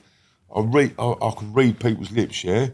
And this bird's there, and I see what, and I don't tell you, because it's a story. Because this is why I won't do a story, because I go, I won't mention anything I fucking want, because it's my story, and I don't care, mate, yeah? Because I talk the truth. I hear a lot of things. I don't run people down on telly. There's not one person who would say, Tony Argent wouldn't say that story's true. Yeah, he verifies that. And I said to him, he went one caught out in the rain, he went another one is getting wet, yeah, or something like that. And another one was a cunt who bumps drink onto me in front of this giggly bird. So I ran straight over. I went, do you know what? I said, I don't like three things. I went for some big fucking monster, honey monster, yeah? I said, bumping into my mate, yeah, having a go at my mate. I said, and I'll tell you what, I said, you know, it's true. I went, at the time, mate, I meant it and all. I said, see me, I'm going to put about fucking 1,000 holes in your chest in a minute, mate. How about that? And I meant it. And, you know, someone come over and went, nah. And I met him again at the Epping Country Club. And then I see him at the door. I find him a very aggressive, horrible, growly person. Gangsters, whoever would call us all gangsters. You know what a gangster is to me? Me if I'm a gangster, mate. Yeah. Someone show me where my fucking big house and my car is. It doesn't mean you've got to be rich to be a gangster. Gangster is a man called to arms. The words gets out of praise now. So a gangster's a man who can have he's a stand-up guy. Like, you know what I mean? Sometimes we've got mafia men on podcasts now. No disrespect. Right. You fucking put about 30,000 people away. Yeah, Sonny the Don, Bear, yeah? No disrespect. I see him on podcast, I think, you go, yeah, I put him away, man. You fucking hired out 20 people. Yeah, but you can put a lot of people away. I don't believe in that. You can kill people nowadays and put everyone else away. Because that's what I couldn't do. Like I could have, someone put me away when I was on my trial, I helped out, he made a statement. And do you know what? I was so fucked when I went to prison. Do you know what? Is it normal to fucking like, because I can't lie here, is it normal to hurt someone? No, to kill someone. I'm going to tell you something straight. There's something weird. When you kill someone, it takes a big part of you. I don't care. Everyone's got a conscience. It's not yours to take. It's not yours to fucking say who's right and who's wrong. Yeah? It's not. It's easy done. But let me tell you what, people might go, oh, mate, blood. I don't care because people know. You can question me and I'll still put it on you now and say it. If you're a real man, you're going to start questioning yourself when you get older. I'm running out of time. Yeah? When my daughter and my kids look up to me, what are they going to look up to? What? Well, I've done 30 odd fucking years, yeah? Still ain't got me fucking camper van, yeah? Fucking notorious Alan, gangster. Look. Alan might say it. You might get it. Yeah? If you want to do a sponsored walk, I think you might have it. Alan's got one outside. No. But you know, things like that. Give me a fucking camper van from Notorious. Let me Notorious go around the fucking country. No, because it's just, there's no medals for anything. You do what you got to do. No one puts me away. So what happened about, I mean, obviously, you just talked about obviously killing this guy. But what was the catalyst for that? What actually happened? Do you know what? He was a very good friend of mine, very good friend. We've done a lot of things together, had some good times together. And the catalyst is two people that I could easily look. I don't think about them no more, but I could easily find. They know that because I am. The only thing that stops me now is my fucking family, mate, my daughter. Trust me, and responsibility for myself, because I don't sit here and lie. I don't want to make them chill with blood, but you fucking like me and him. That weren't our path, but you got us on that path. But no one told me to fire the gun. You understand me? No one told me to bring a knife. We was good friends, mate. He was trying, like, we ended up, you know.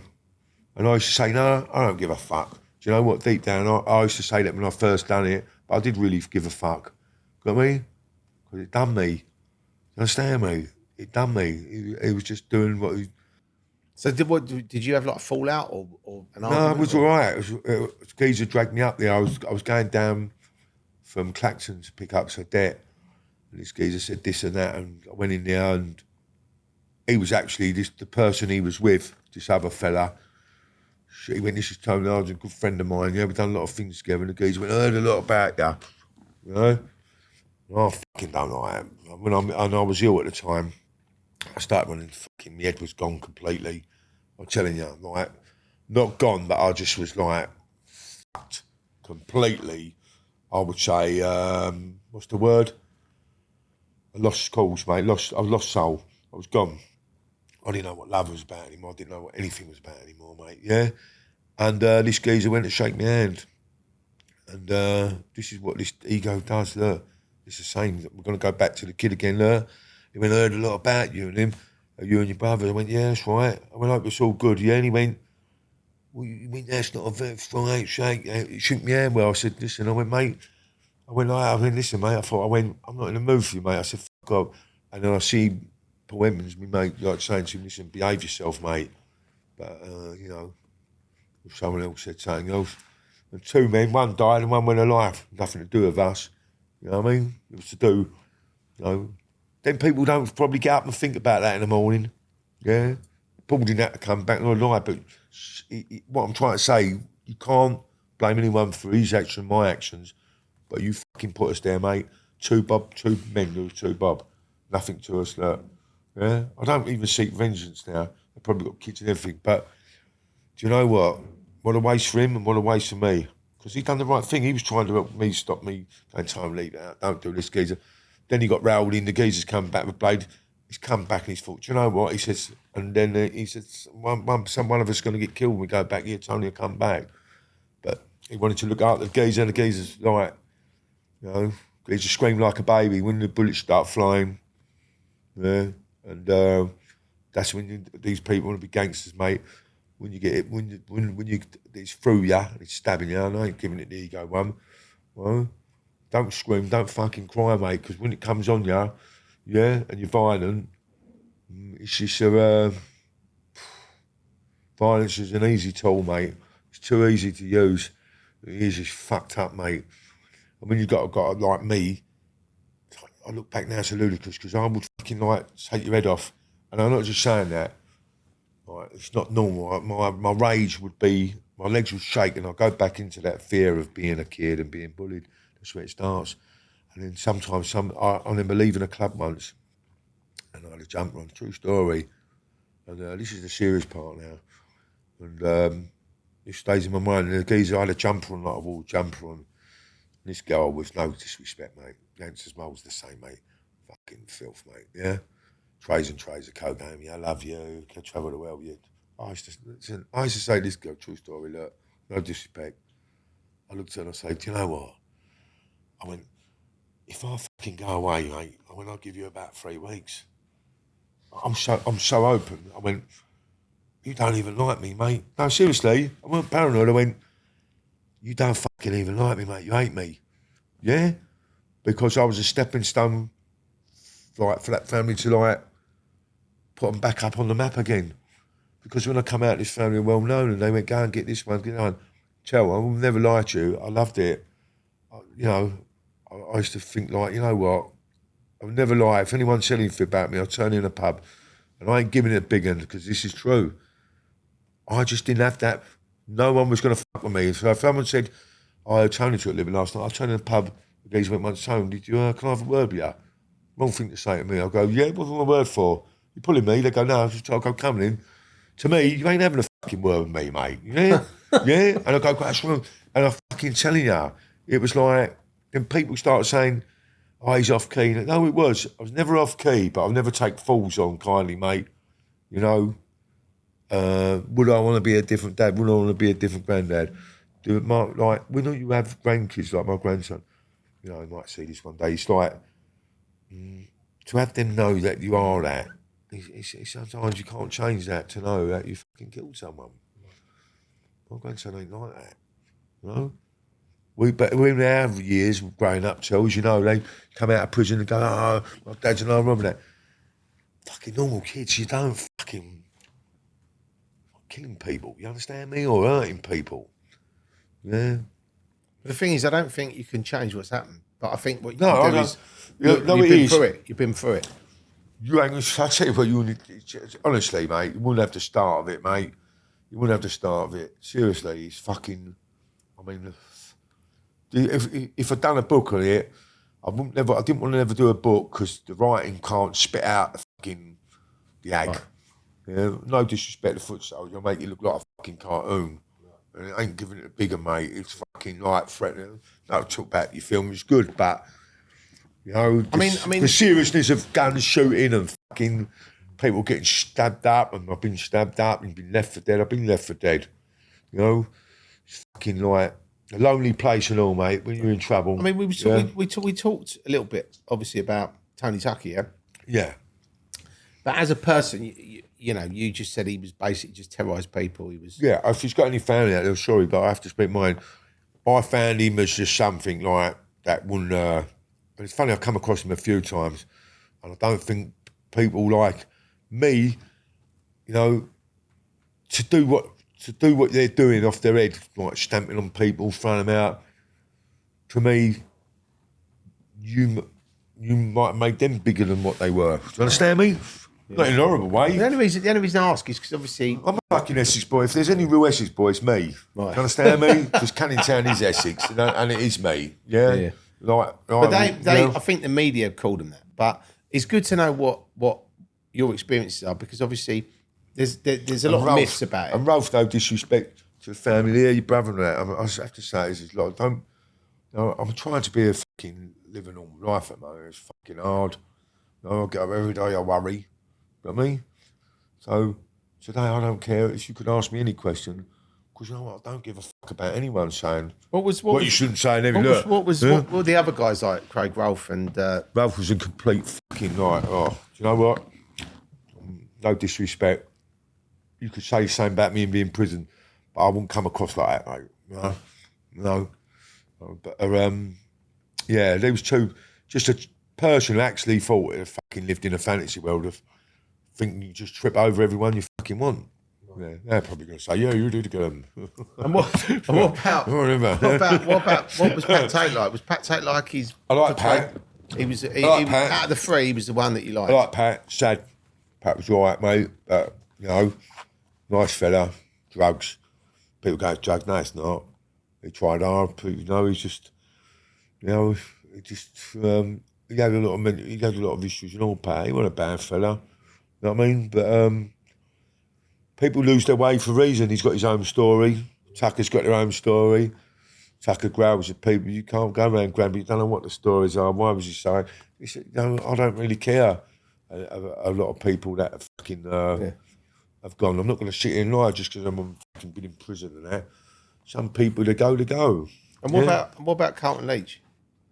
Carlton, I met Carlton a few times, not being funny. I'm not about the same, but being like, you know, I should have been, like, I don't think I say at Carlton, when people say they should have been there, well then fucking, if you say you should have been there, then well fucking, you know, Carlton, you know, you've been gracefully, if you should have been there, then fucking, you know, it feels like sometimes I feel like people want to reenact it. So if you want to be there, get in a fucking Range Rover and blow yourself away. I'm not saying the geezer off, but not being funny, I'll say as I want to say. You're not fucking. I'll tell you now. I'm willing to be open for a challenge. You couldn't rattle. No, it's not fair. You couldn't rattle me. Them men couldn't rattle me. They wouldn't. I'm being honest. You wouldn't stand a chance. They're dangerous. Not sounds like I'm digging them, but I'm just saying. Yeah, in their own right. So it was Dorman. Yeah, Dorman won't fucking bother me. Yeah, Dorman fucking throws me about Mitch Marsh shirt. Can't want to know what I mean by that. I'll be straight back. I don't care if you're 18 foot, mate, and you're getting one. Yeah. You know what I mean? That's the difference. And what was the relationship? Because obviously in Rise of the Foot Soldier, obviously Carlton had his story, where the inner city firm, taking on the Turkish mafia, and then obviously being best mates with. Fuck me, I didn't know West Ham was that powerful. But no, honestly, I know some of it. That's like a football hooligan taking on the Turkish mafia. Let me tell you what, I know some great Turks all my life, and let me tell you what, a London bank. See the Turks, mate. I'm not being funny. You it's like me saying I'm a fucking bushwhacker. I'm going to go and take on fucking Turkish mafia. I don't know. You got a film from that saying that. Then that's ludicrous. It's like me saying I work in a fairground. I'm going to go and take on the Turkish mafia, and with a goldfish. Fucking thing. I mean, I think there was a little. I'm bit not looking for you. Listen. I think there was a little bit of creative license with that, but it was in the movie. But he obviously always says that him and Tony would look good pals, and this. Well, yeah, different. Everyone says different. Everyone is good pals. I mean, you were there, so it was just good to hear your I've never seen a. Colton actually done me proud one, trying to fight in the Cane of Med, so I'll give him credit. And he was game enough to help me out, and I was outnumbered. So through that, but I just don't know what so much fuss has been made over it all, to be fair. Perhaps, they've been given something like... There's been 20 films and probably 20 books about it, hasn't there? It's been... How many more? Joe Bloggs, Jimmy Bloggs, Johnny Two Shows, size 10 Wellington boot. Fuck me. I murdered him, I might have done it, my dad murdered it, my son murdered it. Fucking hell, how many more people? Yeah? Right. I've done it. Or people go and tell you now, they go, how many people you killed? What, you get people to go, look. Look, what's that? I'm not saying, look. No, what a prick, yeah? Go on, ask me, how many people I killed? How many people you killed? No. You know what I mean? Like, it's like me going, look, I'm not saying. Yeah? Right. That's madness. Right. Yeah, fucking come on. Because I don't mean that, by the way. I ain't 30 old dear. But there was a lot of. It's only 15. It wasn't 30. It makes me laugh. It's him you just mate. I knew he was going to make me laugh. Lovely. No, it's all right. No, yeah, yeah. So with the Essex Boys, obviously there was some other characters. Obviously there was like Jack Rhymes and Mickey Steele. There was. I met Mickey Steele inside. Yeah. What was he like? Yeah, not a bit of me. Right. Not a bit of me, mate. No. I mean, look, that's where I'm different. I ain't going to sit on here and go, yeah, I don't really want to say too much. Listen,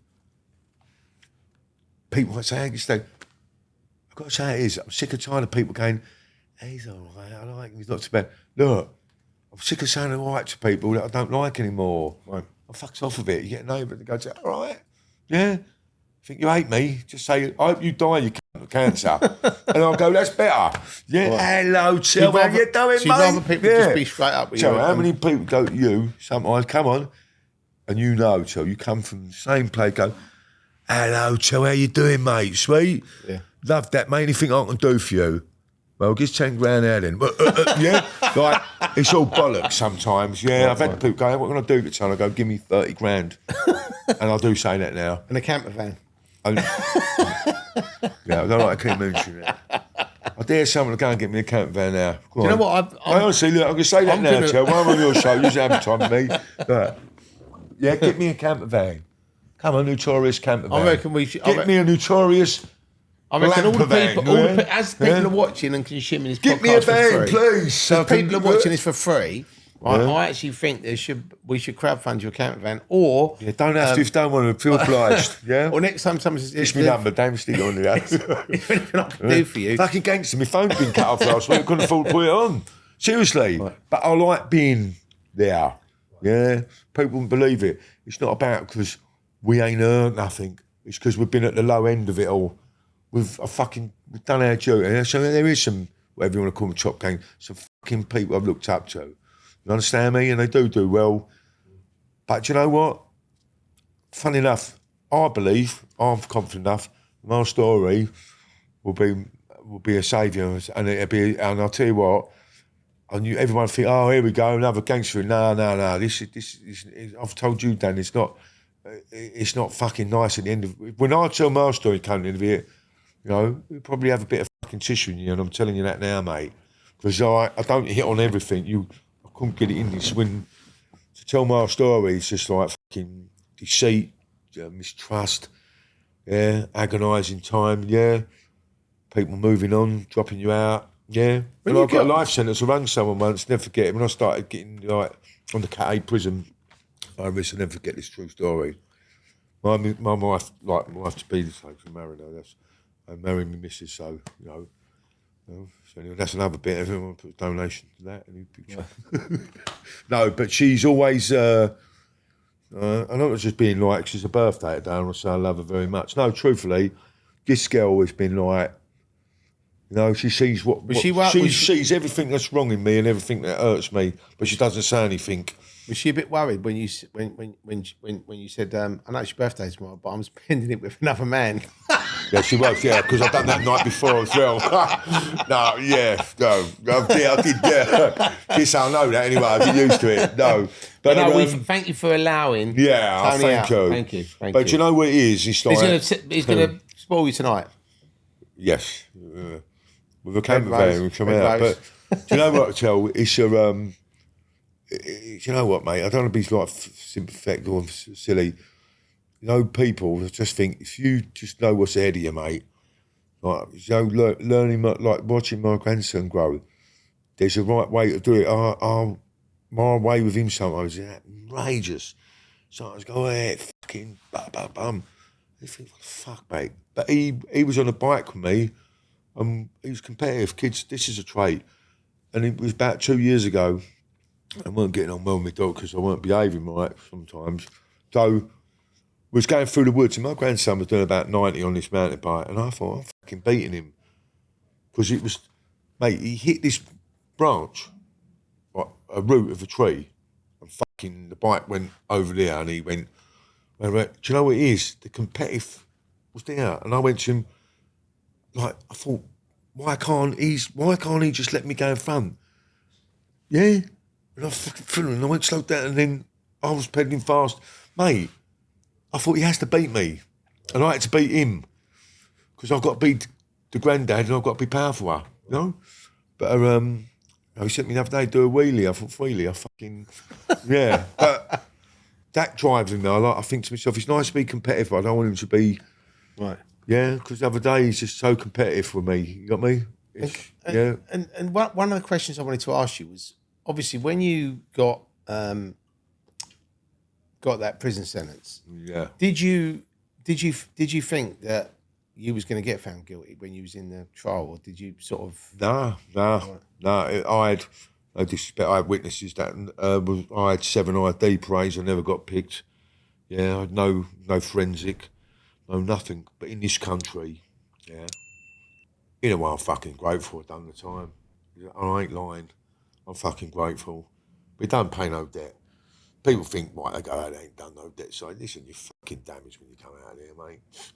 Yeah, you ain't going to get them years back. So, you should be in forever, right? Well, does it make any difference putting people in there forever? The damage is done. My suffering's there. You understand me? But, I know as we get older, it's like I would like a bit of peace. I would just like a nice bit of peace now. I've had enough of it all. Do you know what I mean? What did you get? Was it the actual sentence? Was it? Well, I got a big sentence in the 90s. I think I got 20 years recommendation, and Jack Straw stuck 3 years on top of me.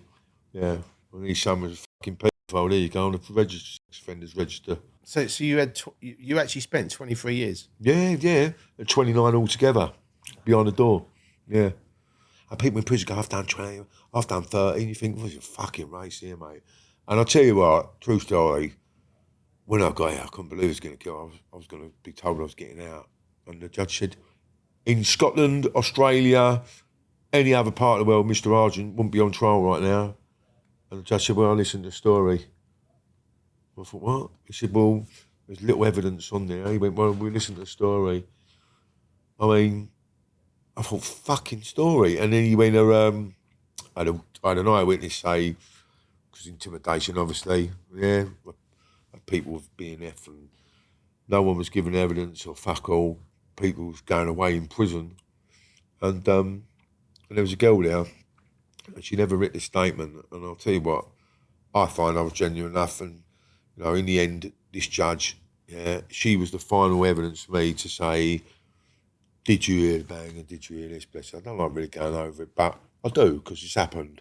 And I'm responsible for anything I do. And if anyone question me on it, you'll get an answer. Yeah? It's not like, I've had mixed feelings with lots of people over the past. Sometimes I question my integrity sometimes, and I go, yeah, I don't care. I think I care about a lot of things sometimes. Yeah?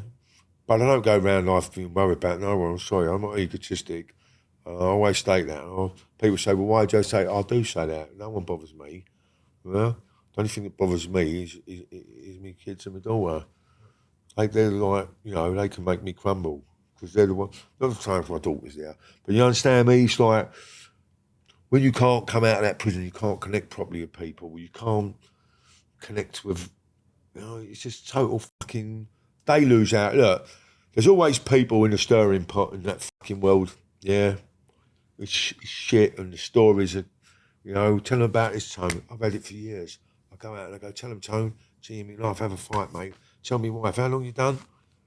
I go, well, but I'll come out of prison this time, I went 29 years altogether. Go on, shout again. Tell her how long you done. 29 years, mate, yeah? Yeah? Tell her. Just tell her 29 fucking years, mate. Oh, really? Yeah? And when you did Looked it, like, we'll introduce you like that. when you actually first, I mean, obviously you did smaller prison sentences, but when you actually did the big one, the Fucking 23 hell, mate. years. Well, I went in the cell, and I'll tell you what, the crazy thing was, no one want to talk the word gangster. There was two good friends of mine. One was called Charlie Tozer and Franny Pope, yeah?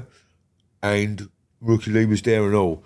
A month before, about a year before that, there was me, Billy Gall, Jerry Spence, Rookie Lee, and Franny Pope and Charlie Tozer. I'm talking about Charlie and Franny, mate. Listen, if there's any real fucking naughty men, they were naughty. You know, I met them years ago. They was out of Stepney and that, mine in. And different class, mate, yeah? And we all was outside the Ocean of Britain in Bethnal Green drinking champagne and Billy Gall and that. I thought, a year later, ain't it weird? Me, Fry and all that was in the same, up on the same week in the trial, and we all got guilty. I'll never forget. I come down there, when you'd be out right that time, and I see my mate laying there, I see Franny and Charlie, they're crazy, like laying in the Old Bailey. Got like 25 years of crazy gang armed robberies, mate. I called them crazy, they weren't crazy.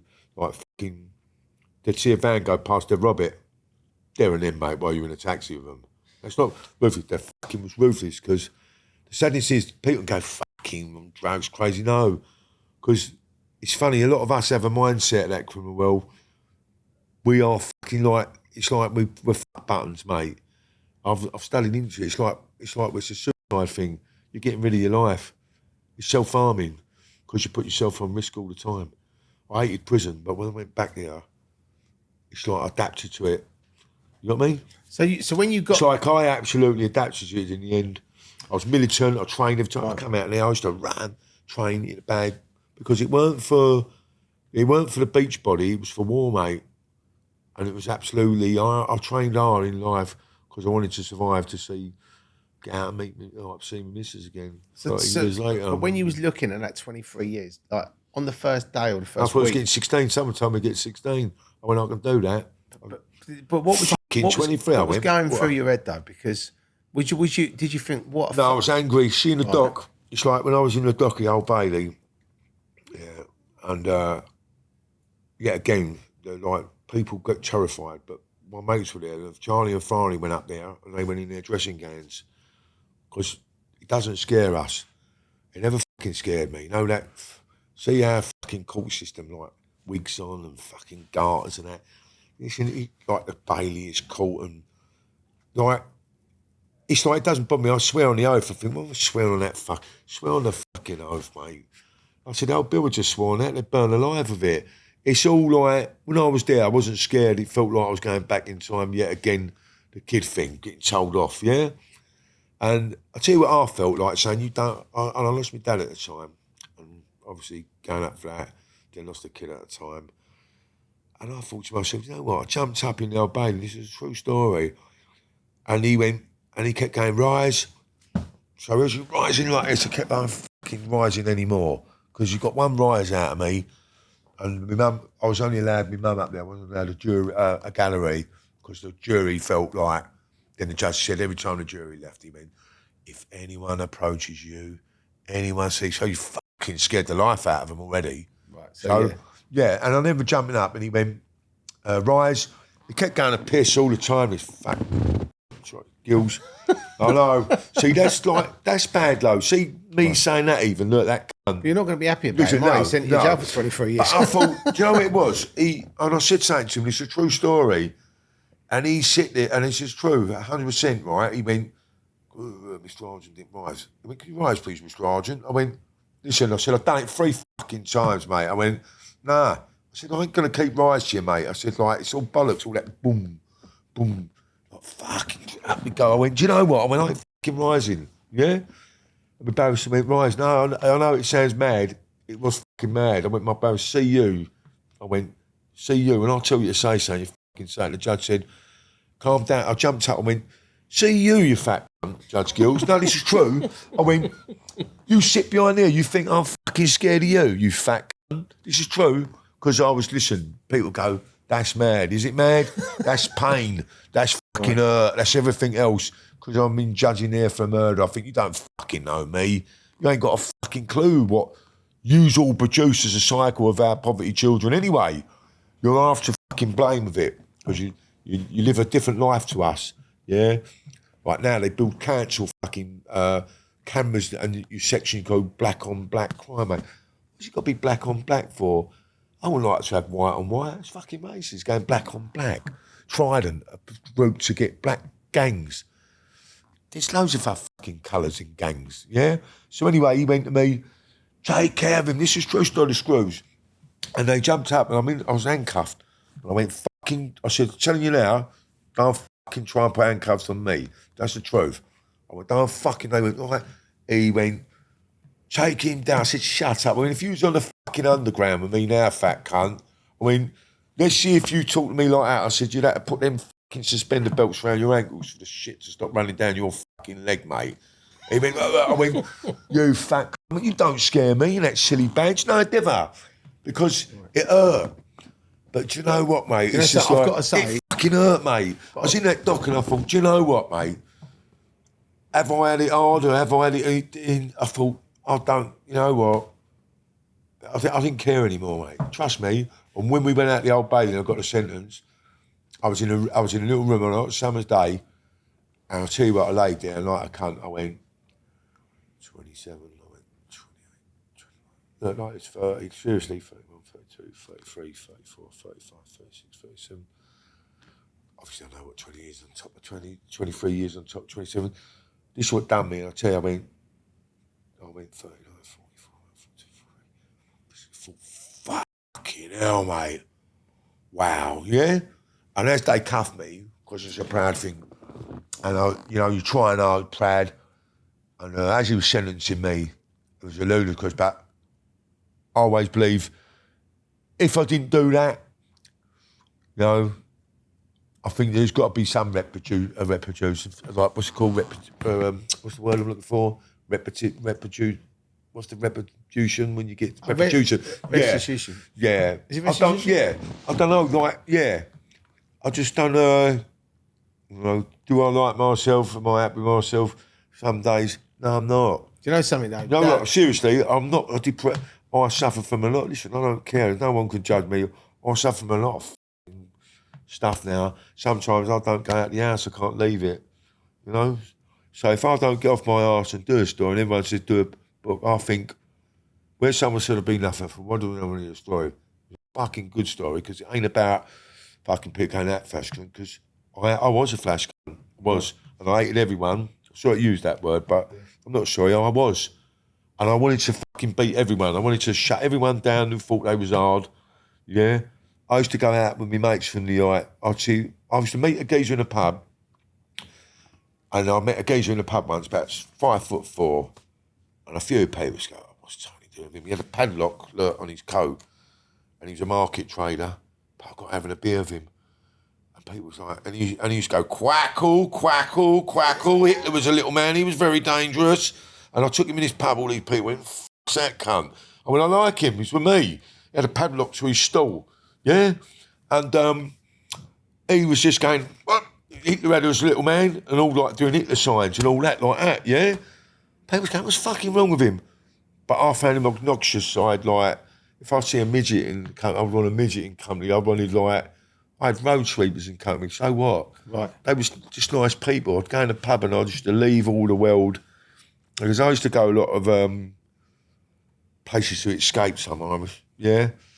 But, and every time I went out, like, it was weird. I'd see people who usually would give people a right hand on a night. Like, I'd find 3 men, and my brother used to watch me, and I'll never forget they had suits on, this is me, and I was dancing once, fucking about with a girl, because they look at men dancing, cunt, yeah? So I'm jumping about to, I like to move it, I just love that. So I'm out there going, move it. And I never this geezer went, oh, mate. But I was dancing like mucking about, yeah? I started skipping, yeah, shadow boxing on the floor, in the mirror. I went, and all of a sudden he went, no, I wasn't shadow boxing first. This is what that kind of life. You've seen it in raves. You're dancing, all of a sudden it has it off. You're dancing, geezer get too near, you think, oh, what? Pump up the jam, yeah, bang. So I was the only geezer that fight on an knee, supposed to be a love drug. That is actually funny. I actually smashed the geezers to pieces on ease. I fought on ease. Come on. So Supposed to be a love drug. Seriously, people said he's the only man who could fucking fight on a knee on California. Yeah? But, you know, I was dancing to it and I never forget a geezer and he went, wait, because I'd cut the birds with me. So I looked over at my brother in the corner and I used to love, it's like I used to go and seek them people. It's true, tell. I'd find them people. I'd look in clubs and see him go like that, look, like stare like that. And I had a geezer even bit class before and I'd gone, brilliant. I said, fuck me, you're clever. Yeah, got me? Or I've always took egos out, mate. Right. And then a geezer publican once went to me, he went, true story, back in 95, my brother verified, come up to me, he went, it was Charlie Cray.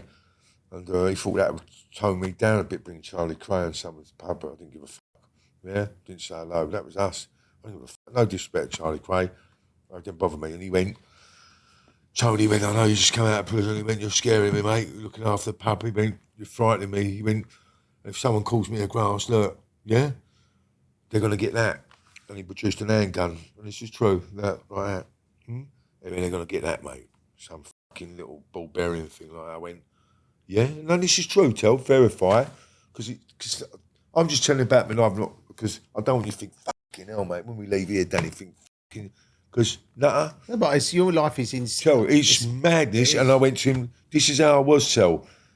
At 23, I think there was something in me that, and let me tell you, got fighting in the prison. This is all fucking non-stop. I'm fighting in blocks, fighting in prison. I'm Wormwood Scrubs looking at 16 years for battering a cosov, calling me dad saying. What happened with that? Well, this is jumping through, this is what it is with me, tell. Someone insulted my dad, a copper went, I was in my mum's house and I'll never forget, she looked tired. Yeah, because my mum, no disrespect to her, she's like, not anti-criminal, but they come in the house and they raided it and I didn't live there. So all SPG had took me around there and someone tried to tell me it sounds exaggerating. I went, the old bill at the time before I got arrested, see, it's so sporadic, you can't fit it all in because I can set it out how it is. But you asked me, because he went like, old Bill wouldn't even stop me at the time in 95. Old Bill wouldn't stop me, mate. They wouldn't dare stop me unless they had armed response to that, yeah? Like I used to pull up to them and fucking skid up and I used to pull up to them like that and we come out of prison once and one of them went, all right, Tony? I went, yeah. Yeah, I went, yeah, I'm fine. My mate was an absolute nervous wreck. And we was at cocaine and I went, yeah. I went, one bit. He went, fuck it. My mate, Tone. I went, listen, I said, them new jumpers you got on, look, them police jumpers, them they got them police jumpers. They went, fucking smart, aren't they? Yeah? But you know what it was? I look back now, And I just fucking don't know where I was sometimes with it all. Do you understand me? I just don't. I don't fucking understand how it is like with a judge and that. That got me a big bit of time, that mate. But you know something? That got me a lot of time. That's that a mate. scene in the movie, though. That is. I'm telling like, you, mate. the scene in the movie. I was robbing yardies in the 80s, verify it. You know, and I'm going to say, because if you want to see a story, mate, some people go, look, there's nothing I'm going to do, and I don't like my daughter think it's bragging terms, but it's fucking true. The yardies come in the 80s, when the yardies are taking over. I was going in blocks of flats, mate, and I was taking it off and I was robbing them. Yeah? What was that, like, puff or? They were terrified of everything. I walked in one house full of them once, like yardies and that, and they were sitting in there. I knocked on the door and they opened the door, mate. I was told there's a few in there, fucking hell, mate. Like, because they threatened the kid, he owed money, and they said it goes up every week. So in the pub, I become a Robin Hood. Right. Yeah? I suppose if you rob No, seriously, everyone come to me. In the end, it was like, what hurt me? People got robbed or something, a thingy, their house burgled. My dad's going, what's all that stuff? I give these people their stuff back. Do you know what I learned? In jail, I thought, no one's ever said thank you. Do you understand me? No one's ever like, I put relationship together. I had boys going, yeah, he's doing something, you get characters go, listen, Tone, do us a favour, mate. This is what I took on board. And I go, hello, mate. Because the old ladies, you know what? It's like, I wasn't real sometimes. You got me? I was the caring man for the old people, give them a drink and all that, yeah? I've given too much away because I feel I had to give everything. I didn't have no thing for money. And I remember going in the pub like sometimes and I go, hello, son, how you going? And all them people you think loved you, some of them people were terrified of you. Do you understand me? You've got to learn. It's not... people like, if we didn't know each other now and you walk in the pub, you think, straight away till you come from where I come, you think, you'll know, I look at you and you'll look at him and think, see this man, they know that's, like, this geezer's fucking deadly serious sometimes. You got me? And sometimes, it don't matter, whatever I do, I walk in a shop sometimes, people move out of the way, I think, why'd they do that? And my mum said to me, and my missus said, you've got an aura about you, Tone. There's a lot of pain there. There's something about you know, I just like, you know, I watch everything and I see people like John Gotti, right? Mafia man. You said he's interviewing some mafia. But you've got mafia people now on telly that people integrate with, yeah? Like, you know, what's his name? Geezer out of Goodfellas, what was his name? Henry Hill. Oh, yeah. I can live to his 90, nothing happened to him, yeah? I didn't want to go to prison, fuck that, man, I groused him. Look, I think they're all going to kill each other, yeah? The only people who's getting fat was the Godfather man, the calf, wasn't he? Yeah. I can't have a penny. Can't sell the legs, you can't sell anything. Me, yeah? Got me? And, you know, I just found, like, people now to sell you short and to give someone up. I've read the wrong script, mate. I wish I never wasted my fucking time on it because that's all I had at the time with the gang. That's what I've learned. That was my unity. That's all I had. You understand me? You know, it's all we fucking had, mate. So I missed, and in the end, I look back now, what we've done as a gang, all jokes or not, mate, it's like sometimes, it was just fucking, why did we go out and do that? What the fuck are we doing, mate? I'm talking about, like, you know, I've walked in a place, like, odds on number one, in fact, I've walked in a place, and this is a true story, and I thought, how have I just fucking come out of a restaurant, true fact, and I had out 15 people. Now, a lot of people say, fucking hell, mate, yeah? No, they won't. Because I'll tell you what it was. I had emotion inside of me, and when it was triggered, it's something until I've still got now, and I learn to keep my cycle going till it's called the fat button. Pressed. I'm nothing, I'm a low lot, nothing, I ain't got nothing looking. So I go. Yeah? Sometimes I used to think, oh, Bill, I should see him. And yeah, do you know what, Joe? You've hit me on some good points here, because I didn't think I was going to get stuck today, but fucking, not stuck, but quite lost of words, really. I am, aren't I, there? I fucking really do, I talk about it, and then sometimes it takes me even back to a place now where it's fucking, let me tell you what, if you want to go and spend fucking 23 years in, mate, yeah?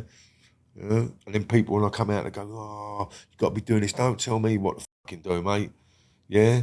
Don't, because when you're in there, mate, let me tell you what, damage is fucking done, mate. Yeah? don't worry about people who ain't done long enough when you come out. I'm just catching up now.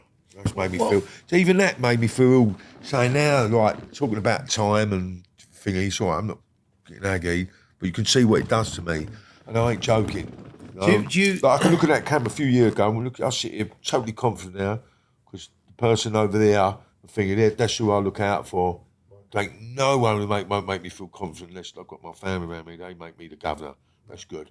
Yeah, they make me be proud of shit. They don't. A lot of people sit on the camera and they talk about it, and I think we glorify a lot of fucking violence.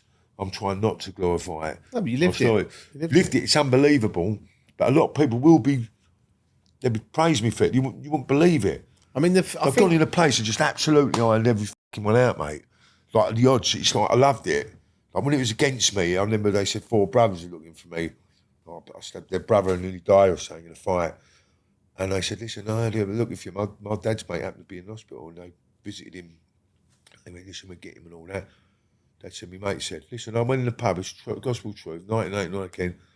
I went to my girlfriend, stop a minute. And I know that. I walked in and, is it a thing about Legend of Mafia? No, because there was no one going to tell me fucking off. No one. And I'll tell you what, when eventually did come being arrested for murder, my wife to be now, I was actually going to see her. For some reason, I'd seen her and I was going back there to see her. I really wanted to be with her. I went there and she got the wrong information. Obviously, we got past the wrong information. I was on the run for murder. But also, I'm glad now I've been back there because of her life, for my daughter's life going ill. But I actually wanted to go and see her. Because you know what? They're fucking the most emptiest feeling when it's on you like that. You ain't really got a lot of people around you when you're a king of a pile of shit. You know what I mean? Like literally, there's not many people to turn to. You know what I mean? It's fucking hard, mate. When you were I thought, I ain't got no one. When you were doing that 23 years, yeah. What did you have any scrapes in jail or any problems with anyone? Or Yeah. I fucking see what happens to what survives you in jail. Jail's a really rough place, and this might sound funny, but if you what keeps you alive in there, like even the screws at Full Sutton, I was categorised like class as high security prisoner. So when I done a geezer once in Full Sutton, because like my missus to be like in different relationships, sometimes like it's hard because they've got to move, they've got to do something. You can't expect someone to hold a relationship. They say it's impossible. I'm quite proud of that. They say psychologist said no one can be in a prison relationship over 10 years. Well, fuck me, we did. But just my phone is hard. And a visit for an hour and a half. Finish up. Yeah, you go, I've gone out, they're all smart. You never say what you want to say. It's a phone call. And what you imagine it ain't like for them. But, sorry, what was the question? Sorry, I got to tell. You had any scrapes when you was inside? Yeah, I know. Yeah. And the screws, I was in Full Sutton and I had to geezer over the phone because they sit behind you, so I felt invasive anyway. I come out of the block and all of a sudden I heard some news from you go, it wasn't bad news, but it's like a bit of moving on thing. So fuck me, it took the wind out of me, but I went, oh, sweet, yeah. But like, it was a quick change of mind. I thought, you know, it just done me. I thought, you know, like, it hurt, mate, yeah? But I ain't done because I needed her. And it hurt me, and I come upstairs and the geezer went, I'm on the phone. I went, listen, I told you I'm on there because I wanted to speak to her. And all of a sudden I just went crack, and up to him, and all the screws run. And yet again, just factual. About 40 hands, the bell come, and they rung, and I was sitting in the thingy with the geezer knocked out, and this little northern screw went, get him, like that. I threw the pine, I ain't saying it. I said, get me. I said, go on, you I said, fucking go on. I said, any of you fucking touch me, you know what's going to happen, because you're going to get your fucking beaten in them blocks, mate. Trust me, it's on you, mate. And I'll tell you what, they was there, and he went, go on, get him. I went, you fucking get me. And one of them, no, Tony, it's all right. I said, no, listen. I went, you ain't fucking bending my arm about, mate, and doing all that to me. I said, because you know, I'll get every single one of you. Yeah? And I said, cuff me, and they walked me down to the block. But I said, see you, I thought, you ain't going to touch me.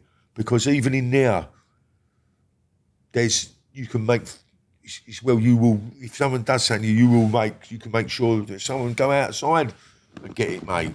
Yeah? And I had a big row over fucking Yummy once with a big fella, Yummy. You know, got myself involved there. We weren't even an argument, but I went, you know what? I said, who you talking to? That's me. Fucking, I mean, there's the size of that fucking window. I thought, what have I done that for? That's me. Yeah? So I've gone downstairs, like I said to the geezer, and there's no disrespect to the geezer. I've got much love for you now. I heard you reforming and changing your ways. So, you know, it's just like, does he want to be put in where he was put? Did he want to have that reputation? Sometimes we have to carry it. We don't want it. I mean, in there you can die. I've seen people get fucking hot fat over, mate. I've seen their blisters go like that, just scream horrifically with a pot of hot fat and sugar like that, mate. And I used to fucking be on it. I think if I see it boiling away, I want to know who it is. So it's just like my life never ever stopped being on the guard. So when you're in Nick, mate, you don't realise that you're on guard all the time, mate.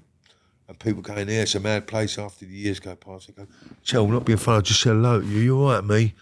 I go, yeah, all right, mate. I didn't see it. I go, no, we all right, because I thought, like, you sense it.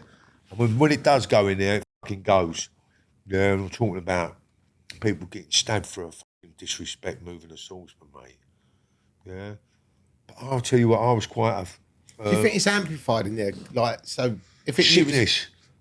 It's all wrong, Chell. The system's fucking madness, Chell. It's just all wrong, mate. It's a fucking liberty, and this is why it's more to me than everything.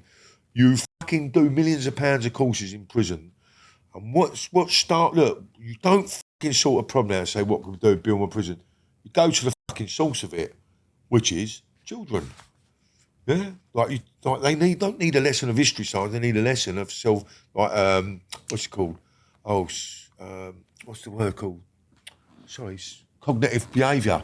Kids need cognitive what's it called? They need blockers now because the kid gets embarrassed. Look, you're shit. Look, my grandson gets. I see kids get it.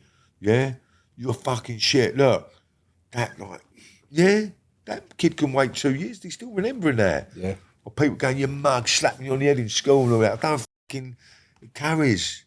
Sometimes I let a man grab me the other week behind things, mate. Honestly. He grabbed my shoulders and went, all right, mate. But you know what? I turned around, I thought, you know what? That's a cognitive behaviour. I went, yeah.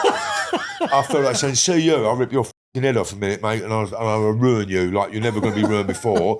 And you see it and you think, don't. When you let it go, I think, it's still fucking hard, so as you say, he's got bib in the street. I was with Mrs. in the car once.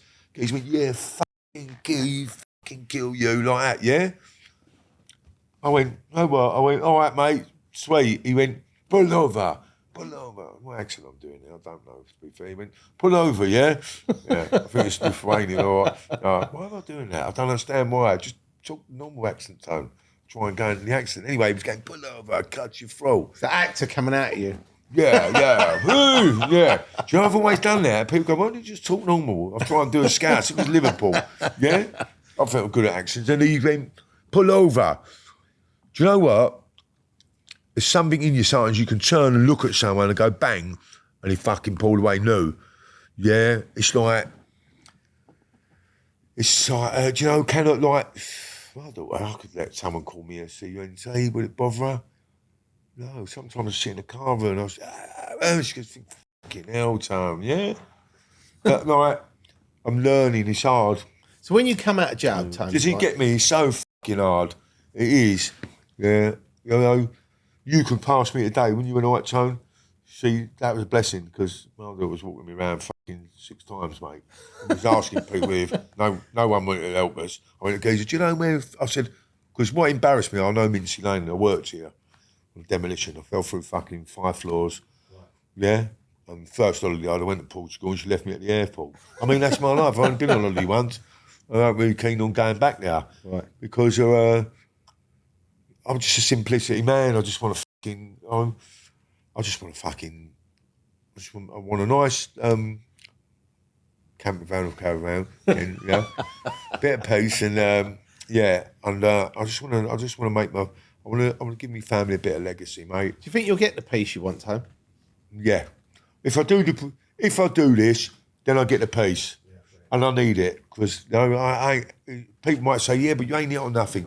I can't hit on nothing because it's too, you know what I mean, baby? I can hit on it, but you ain't ready for it's a podcast. You ain't going to hit on it too. When you come out, true, there's a lot of stuff where if I put it into something else, like people say, do a book. A book's like, where's a book to me? You've got to have a start, but like an audio, in fact, a book can't express the fucking madness in it. It can't. You just. Honestly, I mean, listening to your story and hearing some of the things... You do things interesting, Chel, because it's a bit all over the place sometimes, but my life's fucking all over the place. Do you understand me? But the thing is, like what you said earlier about...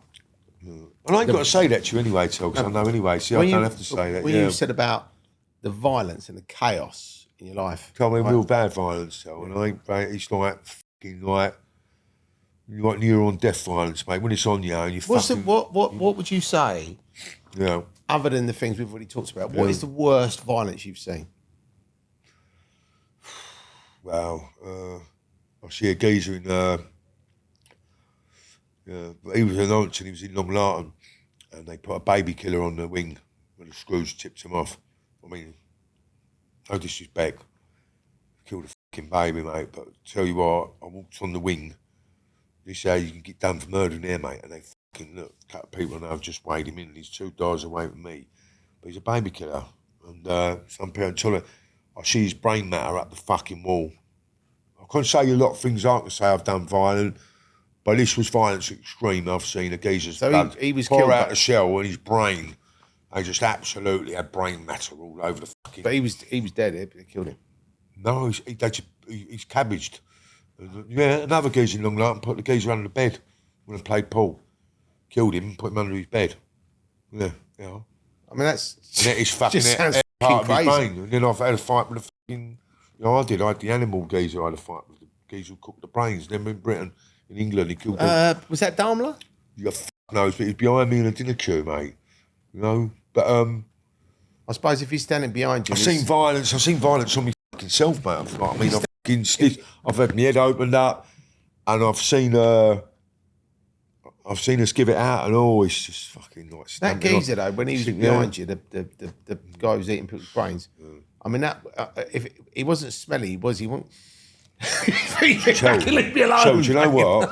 It only happened to me, mate. And I was just turned around. I was having a laugh with Nicky Cooper out of South London. I was having a laugh. I was only young, 1991, 92, because we was gutted because the rave scene was still out. And I thought 6 years, fucking hell, mate. I thought, oh, mate. Yeah. Anyway, and I was in a dinner queue, and the MEP was down. I thought this guy goes, breathing on me, mate. I mean, so I turned round, mate, and I went, fucking hell, mate. I went, you all right? Like, I'm not joking. You're talking about the man who goes, just went, all the fucking dinner. I just gone, whack, hit him. He's gone. And I thought, that's it. Well, see the screws, they shut the shutter down. When you see a man pick up a table from you to there for a table by one arm, might think it's easy, you try it. I'm going to pick a fucking wooden chair up like it and pick it up like that and fucking lob it at me. Yeah? And they've shut the doors, they've shut us in. You know what I mean? So they shut us in fucking this geezer, I just see him fucking jump up. And I've gone in again, I've gone bang, bang, bang. I've knocked the geezer's teeth out and he swung a wild aim out on him and my eye splitting, dripping. I thought, I'm in a fight here. Yeah, this fucking, you're in a fight. And anyway, he's come back again. It's lasted for ages. He picked a tea urn up with hot water, yeah, above his head. Now, that's hard to control. And it was melting his head. And he fucking threw it at me like a paperweight and it hit the shutter. And that's the thought. I thought to myself, like, times like that, there's times when you could have just crumbled on it, right? But I couldn't. And it's survival. But it's tough. I thought, this is a war. It's not Daimler, but it's somebody else. Yeah. Oh, he cooked the brain. He cut the brains off. Did he kill people and then eat them? Yeah. So yeah. Well, eating me. I'm telling you, mate. Tell ya. He wanted your brain. I'm just getting boned. I didn't want my brain. I'm telling you, we sicked it up. Yeah. Give him a gut sake, too rich. Yeah.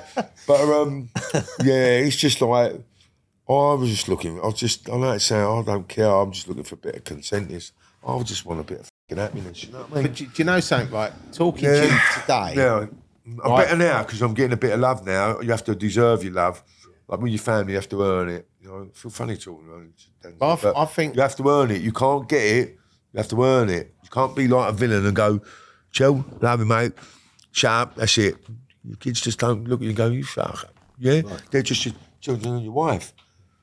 I've took a long time to go, well, you can't talk to me like that. I go, yes, I can. You're a fucking gun. You think, why you can't talk to me like that? They're just to you, like I'm just Wally to my grandchildren or Grumps. Right. I mean, have I ever been called Wally or Grumps? Yeah, that's what and they all take the piss out of me and laugh, but I love it. Right. Do you got me? Yeah. Like you can tell a story, and then they just go, oh, like my granddad, they just all fuck off. I go, when I was your age, and then my grandson, they're not interested. Yeah, I went, this is gold fucking TV I'm talking to you here, mate. And I say to mum, this story's good. My granddad went, we heard it, granddad. Yeah. But it's like, the sadness is when you got children and they're young like that, it ain't a joke. I actually find they've had to tell them what you've done. And we learn the stories. That's why I will tell a story, because I know that they've got some closure on it for me. Because, you know, they're going to find me not a great person sometimes. They're going to find me an hero sometimes. But you know what? They're the sweetest things in your life, because you know what? They go through. Listen, they go through their troubles, and I want to stop everything and end it all for them. But the most scariest thing now, waste of life, is like I want to be immortal. I don't want to lose them, because when they hurt themselves and you're away and you're no one to protect them, so I have to do something now with my life to give them a better start. Yeah, and I will do it. I will. Yeah, because it's important. What I'm trying to give out there, I'm not trying to give out there a gangster epic. It's like, is this geezer real? Did this happen? I don't want to give a sob story out. I don't want no sympathy for it. It's just, listen, I'd say be careful what you wish for, and start saying, and it's hard to say, is there a path we go down? You didn't say your path, it just ended up like it, Tell. I mean, yeah? You didn't just say, I'm going to do this, Tell. You could have just been in trouble, Tell. Because I used to them you at the raves, Tell, back in the day. Well, yeah, but, you know, some people might find it, like, sometimes I try and talk about it, people just fucking get it. It's just a start. But I mean, when you come out of jail, right? Well, and you can look at me now. Do you understand me, Tell? You know, I've been. You can just tell on me. Yeah, it's just like, you know, fucking hell. What is a perfect dad? What is a perfect granddad? What is a perfect parent? And what is a perfect man? Yeah, you know, I find a great dad is a man who just gets up his arse and goes to work. No, it's not a great dad just to go to work. You've got to find a balance, and you've got to be there, and you've got to be. It's hard to come across right for young children, but you know what it is? No one's getting it. Kids are in trouble now. Yeah? Do you know? Kids are in trouble before you don't send them to prison, start doing all these courses. Think, stop. They've got fucking parents that ain't even home, single parents, they've got fucking violence in the house. Mate, these kids are fucking computer bullied, fucking but mate, there's a lot of shit that's gonna be in another 20 years' time, I think there's gonna be a lot of fucking craziness. Yeah. And I blame a lot of stuff. It's happening now. Yeah, badly, I know. But do you know, like, I went over Plaistow, see my mum a few months back, and there's a ball there, 13-year-old boy stabbed wrong area. Fucking hell, mate. That's it now. West Ham football and a thing. Come on, mate. Drop it out, boys, you know, fucking hell. Do you know what I mean? But do you know something? I'm a 13-year-old, mate. It is bad. You know, I look in where I live, mate, it's like Marcus, and I actually look at them and I think, I was 14, like I see my granddad's got a boyfriend, and I'm that lovely kid and that, and I'm glad they're like that. Because I've looked at him, and I tell him a story, he actually listens. I mean, my life at 14 was so different to yours, mate. You got me? So different. You know? I was a young boy, and I used to like sleep with women at 50 and that. We used to get a gang, and we're mad.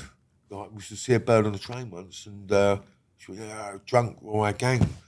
Well, that sounds mad. It was like, that was us, and she said, hey, go on, boys, get in there.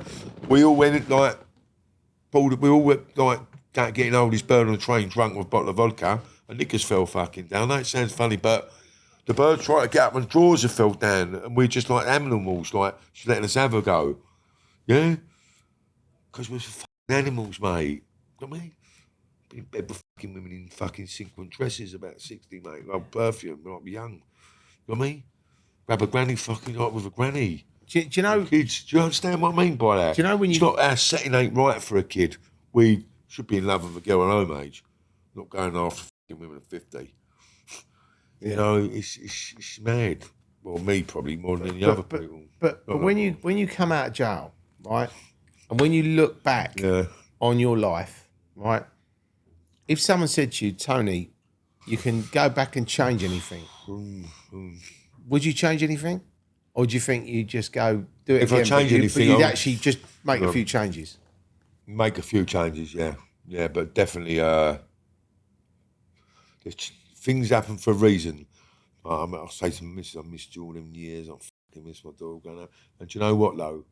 My daughter once said to me, but it don't mean it would have been right then. You know, I couldn't have been mum. Then I was fucking, you know, I have trust issues all the time. You know, I don't get out of bed thinking I'm the first. Can I get out of bed sometimes? My daughter comes round, I can't even move. I was a bit down the other week. I don't care. And I was past my granddaughter, past the bathroom. I had all stuff in my eye. I was so fucking not feeling right. I put fucking Nivea cream, facial cream all over my hair. Whatever I got there, washing it, and it was all in my eyes now. And she said, Grandad, put a towel over you, mate. I said, sorry, darling, I don't feel very well today. And she went, I'll wash it out for you. And she came herself up and she washed the stuff out of me. And I went, sorry. She went, that's all right, mate. That's nice, isn't it? She went, sometimes, Grandad, you feel like no one's listening to you and you don't want to have them. I went, yeah. She went, I know, I feel the same. And you know, a little moment like this, I turned around, I was in there like that, completely wrecked. Seriously, it happens. It's just sometimes it just grabs you. You feel like just despair. Nothing else in the world just comes up and snatches you. You feel good, and all of a sudden you'll get in the bath, and all of a sudden I have a feeling, you think, wow, what's it all about? What's going on? And then she went, don't worry. I turned around, I went, oh, you're still there? I went, what are you staring at? She went, I love you. She went, I love you too. So she's smiling. She went, I said, oh, do you? She went, yeah, I do. She went, I feel the same. And she stood there, and then I thought she was gone. She was still sitting there for a moment. Seriously, they're the most beautiful things in life. And I turned around again, and she was still there. I went, oh, you're still there? She went, yeah. And she smiled. I went, well, she went, I love you too. You know, mate, yeah. No. That fucking was so nice. Like my grandson once, she electrocuted me, my granddaughter, with a little fucking gadget. And he went, don't do that to Grandad, he's old. We're dying. I thought, really? You got me?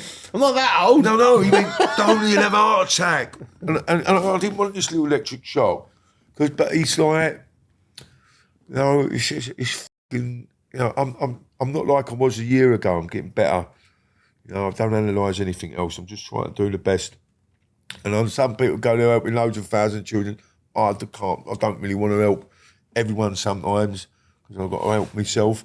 But I do give the right message. I don't need to go round, schools. I don't feel it works for some people. I don't want to go around schools and that. Yeah. What you just described to me, though, Tony, do you think you do suffer from sort of mental health? Badly, yeah. Depression? Badly. I do. And I can't hide it, can I? I can't hide it where sometimes it's like,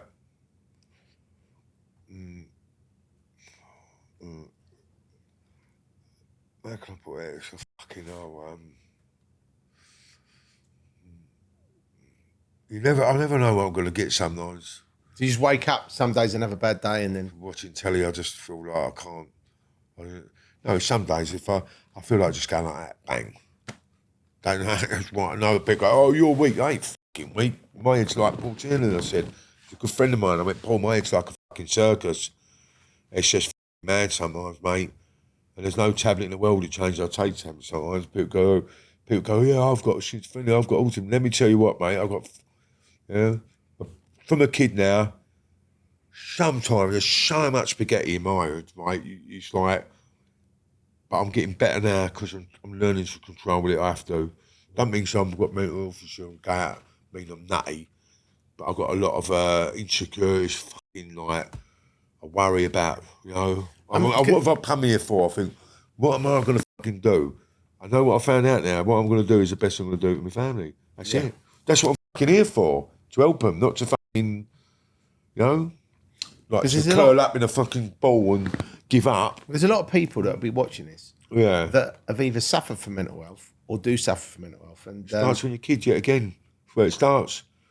It just all starts. the bullying, all the bullshit. Listen, it's the fucking, like me, I don't like being shouted at, because sometimes my missus says to me sometimes now, she goes, what? I do you know what? I go, don't, know what? Truthfully, even I go, don't fucking want me, Lisa, like that. And she goes, why? I go, no, don't talk to me like that. She goes, well, I can talk to you like that.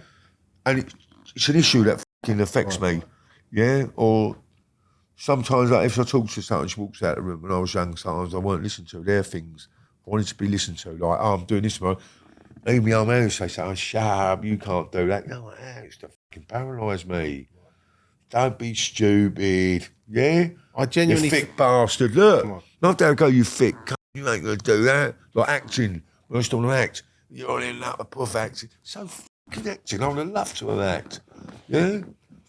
Any camp bands and moves, I'm good. But I think, do you know what I think? No, do you understand me? But I think the problem is, I think how there we're might not brought be up- big issues for other people. No, but if To they're, me, unless yeah. they're brought up in that environment and they go through those experiences. But the kids now, I think, have got it even worse because I think, like you were saying earlier about the social media, the bullying, the fucking bullshit. You know, mate, yeah. Yeah, walking down the road, a lot of people carry knives now. Yeah. And when you actually... Because they're scared. Yeah, but that's it. Because they're fucking scared. When you speak to people, they go, well, I'm carrying a knife because I'm protection. Yeah, You're like, yeah.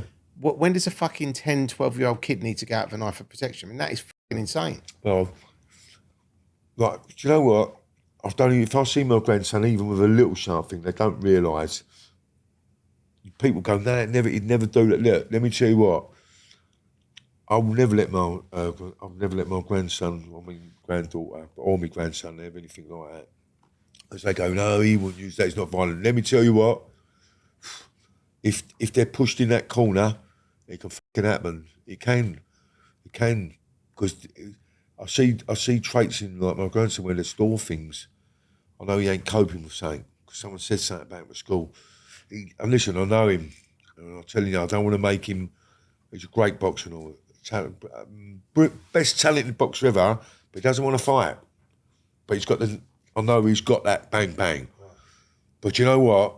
You can be careful because that development he's doing now, if you don't encourage it properly and let him do it the right way and start twisting him a little bit, going bang, bang, bang, bang, bang on the pads and making him feel, let's have it. Be careful what you rev up. Yeah? But he actually went to me, I don't want to box. I just don't want to train, I don't want to box. Leave him alone. Because he didn't want to box. If everyone's come to me who wants to box, come. People push their sons, he's a good boxer. I remember going boxing out as a kids, like those like London champions or things like that. And I couldn't even have a tear up because dads push them into football. You know, it's just like, let them be, you've got to let them grow, you've got to let them find themselves, and you've got to fucking listen, because sometimes a 12-year-old knows more than what you're fucking on about. Yeah? Do you understand me? Listening is a skill, not just keep talking over a kid. Yeah. It's hard. You want to encourage them as well. I think they need encouragement. Confidence. And positivity. Yeah. Cuddles, positivity, yeah. But me as a granddad, sometimes you think, I look at myself now and I think, God, some granddad, I wouldn't like this. My grandson's, he loves me, and then I'll go, you can't do this, you can't do that, who you talking to? I'd like to use my granddad, because then I'll be able to go around and say, I'll get my granddad on it, Yeah, he said, yeah. Don't start all that shit or my granddad will be coming out. Yeah, no, do you know what it is? He doesn't, he just, once he described me, once I'm going to say, I'm getting on the family ties, and I won't go into detail, he said to his mate, this is what his mum heard, my nanny's are lovely. He went, but she can be mad at sometimes, she likes to party, likes to drink and that, and have a laugh. He goes, she's mad, but I love her, she's my nanny. He went, and then my granddad, he likes fighting. That's a sad description. He went, he's mad, he likes fighting, he's been in prison a lot, but he's all right, but they're my grandparents. I mean, come on, he likes fighting. Yeah? He just, that's his grandparents, yeah? Understand me? But, do you know what? I just want them to look up to you. Look, I think we want someone to go, when I leave this world, I don't want to be like, they're not interested in me being on telly or gangsters, yeah? But when it's right time for his age, I want him to understand me and just say, look, this, he'll even help my own kids to watch it, because I need to fucking do something, because I believe I can do something, and it can change, not by going, this is a fucking film about, let's not go this way. It make you not want to go that way when I finish. If I do the book, book can't explain it. You won't go the way when I leave it away. And I'm a tough man. They all say tough man, Dunnisburg. I ain't tough, mate. I'm fucked completely.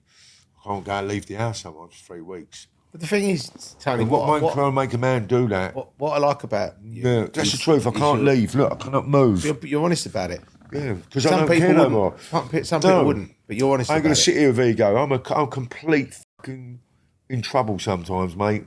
Horrific. Like, I don't, like my phone now, I don't even turn it on. Listen, I cut it off. Sometimes I can't even communicate. I can't get to a doctor's appointment. I can't do nothing. And I ain't lying to you. Sometimes I'll come out and Lisa had a dog, like Troy. This is a true story. And that's the moment, when I got close and I came out of prison, he loved her, and this dog I absolutely adored, mate. And it's a truth. People think, this dog and me probably saved me when I came out of prison. I spent time with it, and she went to Tenerife, and this dog and me, I just didn't like her at first. She'd be jealous of Lisa, and there's a pit bull. I just think, fuck him. I went, if that dog bites me, I'll kill it. Well, I mean, they're going to attack me at night when I stay over there. She with this dog, every day, I know it sounds daft. I used to lie in the bed with it all day and just watch television and take him for a walk. And when he died, let me tell you what, am I wrong? I ain't never cried like that in my life, because I knew he was loyal. I knew he was fucking straight down the line, dogs. Animals are straight. I know Peter Gangland was their friend, but I've got another dog now, they're fucking loyal, mate. Yeah? They don't pick and choose what monster's coming to get you or nothing there. That dog absolutely hammered me, because I learned to feel pain. That I've always, like, people go, oh, so-and-so dead in prison, not allowed to go and see the funeral. But you know what? I slept in the dog's bed. I know it sounds mad. I even opened his ashes, and they put a ball in there. When he died, mate, I thought like I killed him, like he had the injection.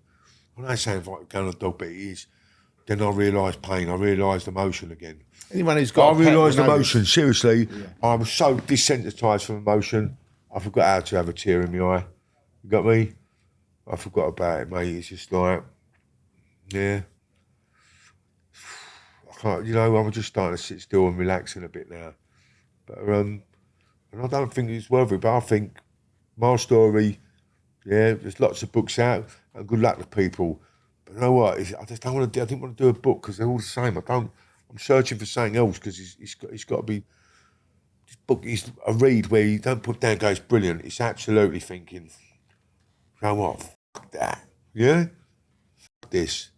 Yeah. It's like it's still hard today, because it's still in you sometimes as well. Yeah. So everybody that's watching this podcast will probably love Goodfellas. Yeah. Right? Yeah. And I think your character, I'll tell you what, is a British Joe Pesci. And I'll tell you what, that is fucking true. And, I don't want to be going into too much graphic. Some of them violent scenes in the bar might have been like, it ain't a competition.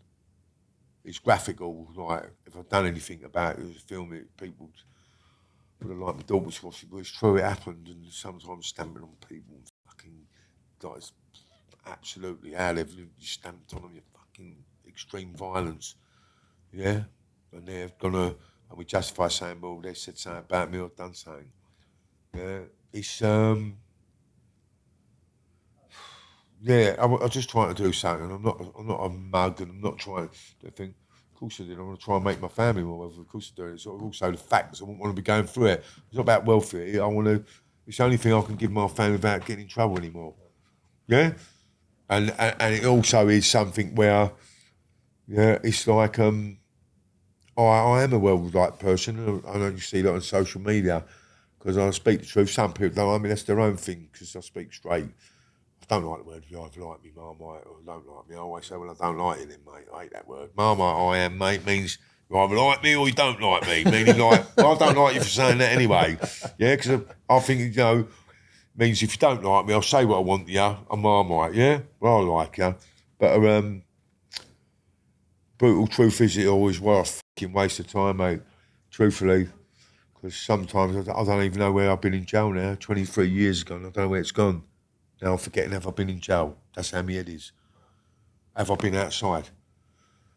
Do you know what I mean? Tell this fucking... And after all the years, Tell, you got to think, everyone's having a pop at you sometimes. See them lights, it's like you're going down a big corridor. When you're locked up, your receptors are all off. Feelings. And all of a sudden, mate, you can start thinking things go beep, beep, and they're all lighting up. Feeling. Someone can give you a touch and you can smell something. Your daughter gives you a cuddle, and all of a sudden you think, wow. Got me? It's like to get cuddled again. I find it very hard to be cuddled. But if I like someone, I'll give someone a cuddle, like yourself. I'm an hello, mate, how you doing? Because that's natural. But some people, like, I've just come out and I just think the world's even fucking worse than it was. There's not enough cuddling going on. No, I'll tell you what it is and all. People, you can give them. Like, I've given people things, and I've learned to listen, mate. People, like, will take off you in this fucking world. Most people will just fucking take. And feel it's their rightly so to carry on, keep taking. Yeah? You can't do more people favours. You can buy someone like a fucking chicken every week. Now they go, oh, thank you. But that person, I wonder where their chicken's gone if you don't get on the third week. I want. Does that make sense? Absolutely. But I want to give you something today. I've got a special surprise for you. No, a special surprise for you. I've got a special surprise for you. What is it? I've got a priest coming. I've tell, I'm going to throw that in you. Yeah. It's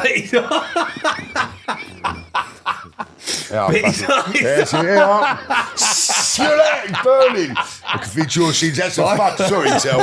Yeah. It's all going out. My head starts twisting in a minute now. You know. Yeah, that's bollocks that, Tell. That was. Fucking hell, Tell. Seriously, I thought, and I was really ill. I thought, now I'm being called the fucking devil itself.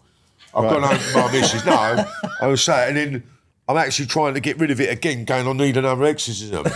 Well, no, I was going to... See, when I ain't fucking having that, no, I'm just as truthful. I'm feeling now, perhaps I need something to let go of me. Right. So Mrs. gone, no, do you know what, I've rang the person up. I'm not saying he's wrong, but they say I'm the fucking saint of the devil. I thought, fuck me, I need that. The thing is that we want to do the reverse one. We don't want to exercise you, we want to re-exercise you. we want to put the devil back into you. Listen, it's there anyway. It's fucking there, mate. Trust me. It's just fucking madness. I don't think you mentioned that. Yeah, but that's true. And I'll tell you what, if we believe something's in us, listen, I thought, perhaps, I'm not going to lie, it sounds fucking crazy. Listen, I mean, you're the only person I know who's been exercised time. What's it like? What's it like? I'll see what happened. This is the truth. I'm telling you. The geezer, half believing it, whatever was in me, I felt a fucking thing move. Like they said they nearly passed out trying to get it out of me. And I felt it move over, and that's the truth. I felt a dark thing go like that. Unless it was my stomach, oh, fuck knows. But he was there. I felt something, I was hanging on to it, and I'll tell you what, I actually started thinking of all bad things as they was doing it. Like, I was thinking, like, oh, fucking sexual things, ecstasy, partying, because it's all against that, the devil. It's like I was hanging on to it. I can't say too much to the people, but I was thinking real naughty stuff and all. Got me? No, mate, seriously. Don't worry, we haven't got any priests today. No. There will not be an exorcism on the Criminal Connection podcast. You know what? And it's nice that I can sit here today, Dan, and I'm relaxed. Look, do you know what? Stop hiding. Like, I can't always explain things, so sometimes you say it how it is. Don't try and sensitise it because it comes out how it is. I can't plan talk, you know, because these short things, I can never get enough in of what I've done, Dan. You know, it's never my life. Right. You just can't. You need something to get it out, mate. Yeah. I mean, I ain't a good writer, so I used to think I can't write my book. You know, and I think what you need to do one is... fella tried to write and he went, wow. I went, Luther, when you're not getting it, mate, it's just, you've got to smell it to believe it. If I started, If I started a movie like for Soldier and that, I'd start at the fucking door zone, mate, and they're having it off. Yeah, let's skip the point and flip back to the school thing, and then keep flipping back to school. You'll see the changeovers of how that playground thing made that geezer go crash, and you're doing him. And it's true. It will similarity build from there to there. Every time you flip back, like Joe Pesci in that film, you say, like, geezer went to him, "Hey, you shoe shiner." That's a bite. Most other men might go, "Yeah, that's right, mate, I shine shoes. Let it go over your head." Shoe shine, that. Yeah? It's like insults. Your yeah? shoe shine thing was the party popper news, wasn't it? Do you know what, though? What a thing over party. You probably remember me, the fella, and I'll tell you what, mate. Thing is, though, I mean, genuinely. No, it was. It hit me in the eye, and to me, it was another insult as a kid. Right. I know, look, there's explained for that behaviour of mine, it's explanatory through, you can't let that happen because you've been mugged off. Yeah? Same thing looking stupid again, a party popper in my eye. Happy New Year. But it did fucking burn, it frightened me, bang. So a reaction of me throwing a pint at him, it was either of me thinking like he's got to take that, but obviously the geezer just was a normal fella. He weren't a gangster nothing. And he got his jaw broke, mate, because then he threw one back. Why not? But I went, and I thought, "Mister, you're dead, mate." You know? And it's like, party popper, come on. I've done it when someone sprayed me once for that stuff. Did that? Someone sprayed me with that string stuff once. I didn't like it. I was out. I know it's funny, because someone went, "Shh, look." And I went, "What are you fucking doing, mate?" And they went, "Tone, it's only that slight stuff." I went, "Don't matter, mate. That's some up stuff, yeah, because you're attacking me. Look, as a kid again, you're making fun of me and you're spraying it. It's not just me. That's how loads of people think. Men in jail, gangsters, they go, if someone goes saying, they go, "Don't talk to me like that. I'm not being funny. Can you not talk to me like that, mate?" Yeah, I don't like it. People go, "Get over yourself." It's all fucking issues from when we're young. Right. It is, mate. It is. But you know, something, listening to your stories, and I know you haven't given us all of them because you want to keep them for. Fucking hell, there's one on prison alone, mate. There's one of me and my missus alone. People won't believe, like, me and my missus stories. People call us, I shouldn't say it, me and missus, I can't say that, but like Bonnie and Clyde and that.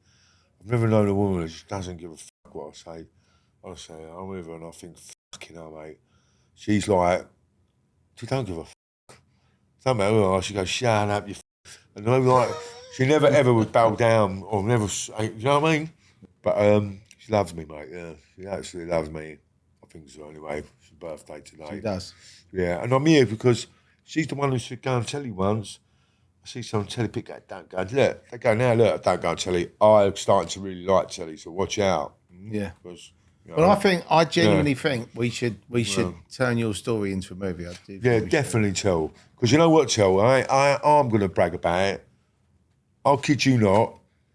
All right, and I'll say this clearly, and there's no one who'll say it, because when I tell people, they'll go, no one goes, "He's mad." People go, "Fucking so, that's it, mate. Have it, because I'll be the first to watch it." But it ain't like, sometimes you see them and they go, "Yeah, I'm going to go down and do Billy O, mate. I'm going to go mad." No, this is something where you think, I want to think, you know what? You're a bad what you've done. Sorry to use that word, and you are. Yeah? But some films don't show how people become that. And that's no one's just born with a gangster. Yeah? Or whatever you call it, an armed robber. It's like it's there from a kid. I was the most weakest kid in the world. Never ever was I going to be like, so see what he's done. That's an impact. Take me out of primary school, mate. Cried every time I fell over. So look at me, where I've come from, and look what the damage has done. And there's a lot more damage other things. Yeah, is a lot of damage done, mate. Yeah, like saying, "Oh, poor me." And people go, "Oh, mate." Some men go, "He's on there talk depressed." Like, I've seen good people on podcasts. Know what, mate? Only because you ain't. Listen, don't judge us because you ain't got the guts. We're not strong. I'm more stronger now by going on here. Fucking telling you. What have I care about not telling a story about my life, worrying about the fucking rules that no rules worry about me? Right. Is that fact? Yeah. Yeah, why should I worry? Well, I'll tell my story. Yeah? You know? I get angry with some things. Like people go, "Yeah, he shouldn't be on telly, he shouldn't do that." Why not? Paul Tiernan goes there, great man. Yummy B goes on there. Some people go in there wrong reasons. Everyone's doing their job. But I think even some of the podcasts are getting too glorified. We're not helping enough. We're just saying, what about Jimmy so-and-so's? You know, man. Yes, we are all our men, but no, we're not. We're not our men. We're very fucking poor men, mate, sometimes. But obviously we've done bad things we have to accept. But we're very weak men. We're very weak children still. That's all we are. Yeah? We don't want to be put in that place where we're a child again. Scared. You got me? Yeah. I remember when I got 3 dinners once, school teacher. That hurt me. I went to get extra and she went, no, you've had enough. Don't be greedy. You're on 3 dinners. And I fucking looked at the woman, mate. And she said, I've got there first to get the chocolate pudding, fish and chip. Do you know what? That hurt me. See, things like that. And she went, you're 3 dinners. Don't be so greedy. I thought, well, I'm first up for second table. Things like that stay with me and things like that. Hurtful things, you know? You didn't kill the dinner lady, did you? No, I know. But, you know, this small, no, as it goes, yeah, she's not far away from me, I know. But I've been really happy today, like, I get stuck sometimes, but I don't get stuck. I mean, you know, when the people want to interview me and they say, like, where did it all start? If I was going to do a film, I would sit with you for a few days to go and meet you, and then it just rolls. And I like it to roll, and then you put it into context. Because starting off I'm not being funny, like, born in 64 and that, yeah, mate, mine would start off straight having it, because it's f***ing like that. Out the womb, crash, if you want to put it that way. Fuck me, I would have stayed in there if I knew what was about. Truthfully, Mum said I was a slow baby, but they'd like this right to come out. They only got me head on the scan. But am I happy now? I am. I love me fucking family. Right, but Wait till the film comes out. That make you happy? Yeah, because I need it for my kids as well to see it, because they're not going to. They see me for what I am, and I'm ready to play it on the table to see the bad things, and that's right. And I am ready to see the bad things, mate. Because if I don't give it all, there's things I don't like saying, that, but they will come up. Because if you don't give it all, it's never going to be right. You know. Well, Tony, I've really enjoyed talking to you today, mate. Sure. Right, go out and go. Fucking hell, mate. I'm Tony's a good man. Right, mate, yeah? Yeah. But no, seriously, I've had a really good time. Sure, And thank you. Camper van. I'm sorry there's no camper van or priest today. No, it don't matter. But thank you so much. The priest instead of the camper van. Listen, and I'll tell you what, I'm not just saying it. it. Tony. It's been really good hearing your Do you know story, what? mate. It's mad how you've played parts of people that have crossed my paths, and I think you do it fucking right well. Oh, thank you. Because my missus said the other day, when I was talking to you and we was having a laugh, we had a crack straight away. Yeah. And you went, what do you do? And there's no, it's like a fucking, you'd think, why ain't you a millionaire? The things that have gone through your life. Because I wasn't like healthy enough here. It wasn't about the money. I couldn't understand the money first. Because I wasn't healthy enough in my mind. Yeah, nothing meant nothing to me. And I know what, this is going to sound really sad, really stupid, I don't care. I wanted to be loved. But I think everyone does. Yeah, not like I want to be loved. It's like, I want someone to go, and Paul Tiernan said something the other week, and I really liked it. And maybe in a bad light, he went, who would you have in the trenches with you? And I don't care. It was a great honour to say, Paul said, if I had to have anyone in the country in the trench with me, would be his mate, who died, hanged himself in Scrubs. Powerful man, just like me, and hanged himself. Wayne Aaron, God bless him. And would you call Wayne Aaron mental health, mate? His mental health was fucking bad, he ended up killing himself. So, are we bad? But do we all want to kill ourselves? Yeah, sometimes I do. People, and if someone went to me and killed himself, I say, yeah, you fucking, yeah? Yeah, I would. Because sometimes it's about, you can't cope with bollocks. You don't know where you are. You're a misfit. So who would you have in the trenches with you? My daughter. Right. No, I'll tell you what, I have in the trenches with me. I won't be in the trenches anymore. Right. I ain't going in the trenches. I don't you say Terry Stone as long as he comes with a wig. Tell you what, fucking. Tell you what, he pulled the hairdo off. Yeah? Fucking hell, mate. Man made me look like it was him. I thought, fuck me, it is him, mate, yeah? Done well there, mate, yeah. But he did have a mad hairdo, yeah. Yeah, I think it was a good film. I think he done well. Yeah, brilliant. And, and I don't care. I think, like, I've been on a few podcasts. I haven't seen any way forward when you help, but I think, I've got something to, a week to do, and I know it'll be good, so. Brilliant. It'll be brilliant, mate, and I know that, yeah. and it'd be leaving people with a mouth. I don't want to leave this movie where people go, see that film. I want to see people go, fucking hell, mate. Yeah. I think they will. I don't want to see Glory. People are going to say, listen, go home and live with that, mate. Go on the show and live with that. Well, I think we've given people that are watching and listening to this a little flavour with some of the stories. And this is probably, what would you say, 5%, 10%? Do you know what, to tell the truth? It's not even, if it's out of 10%, truthfully, it's sporadical and it might be all over the place because it's so much. I'd give it, we only got 1% till. Wow, so there's 99% left. Yeah. So that means we might have to get you back for part 2 where the priest will be here. No, I like that, Chel. And it's been a pleasure. Thank you. And thanks, Chel. Thanks, Tony. I mean that. Thank you, mate. Really good to meet you. Thank you, Chel. All right, so Tony Argent, what an interesting guest. Thank you so much for tuning in to the Criminal Connection podcast. My name's Terry Stone, aka the Podfather. Make sure you like and subscribe to our YouTube channel. And if you're on Spotify, Apple or Amazon, make sure you download and follow the podcast. Looking forward to seeing you again next week. We've got another really exciting guest.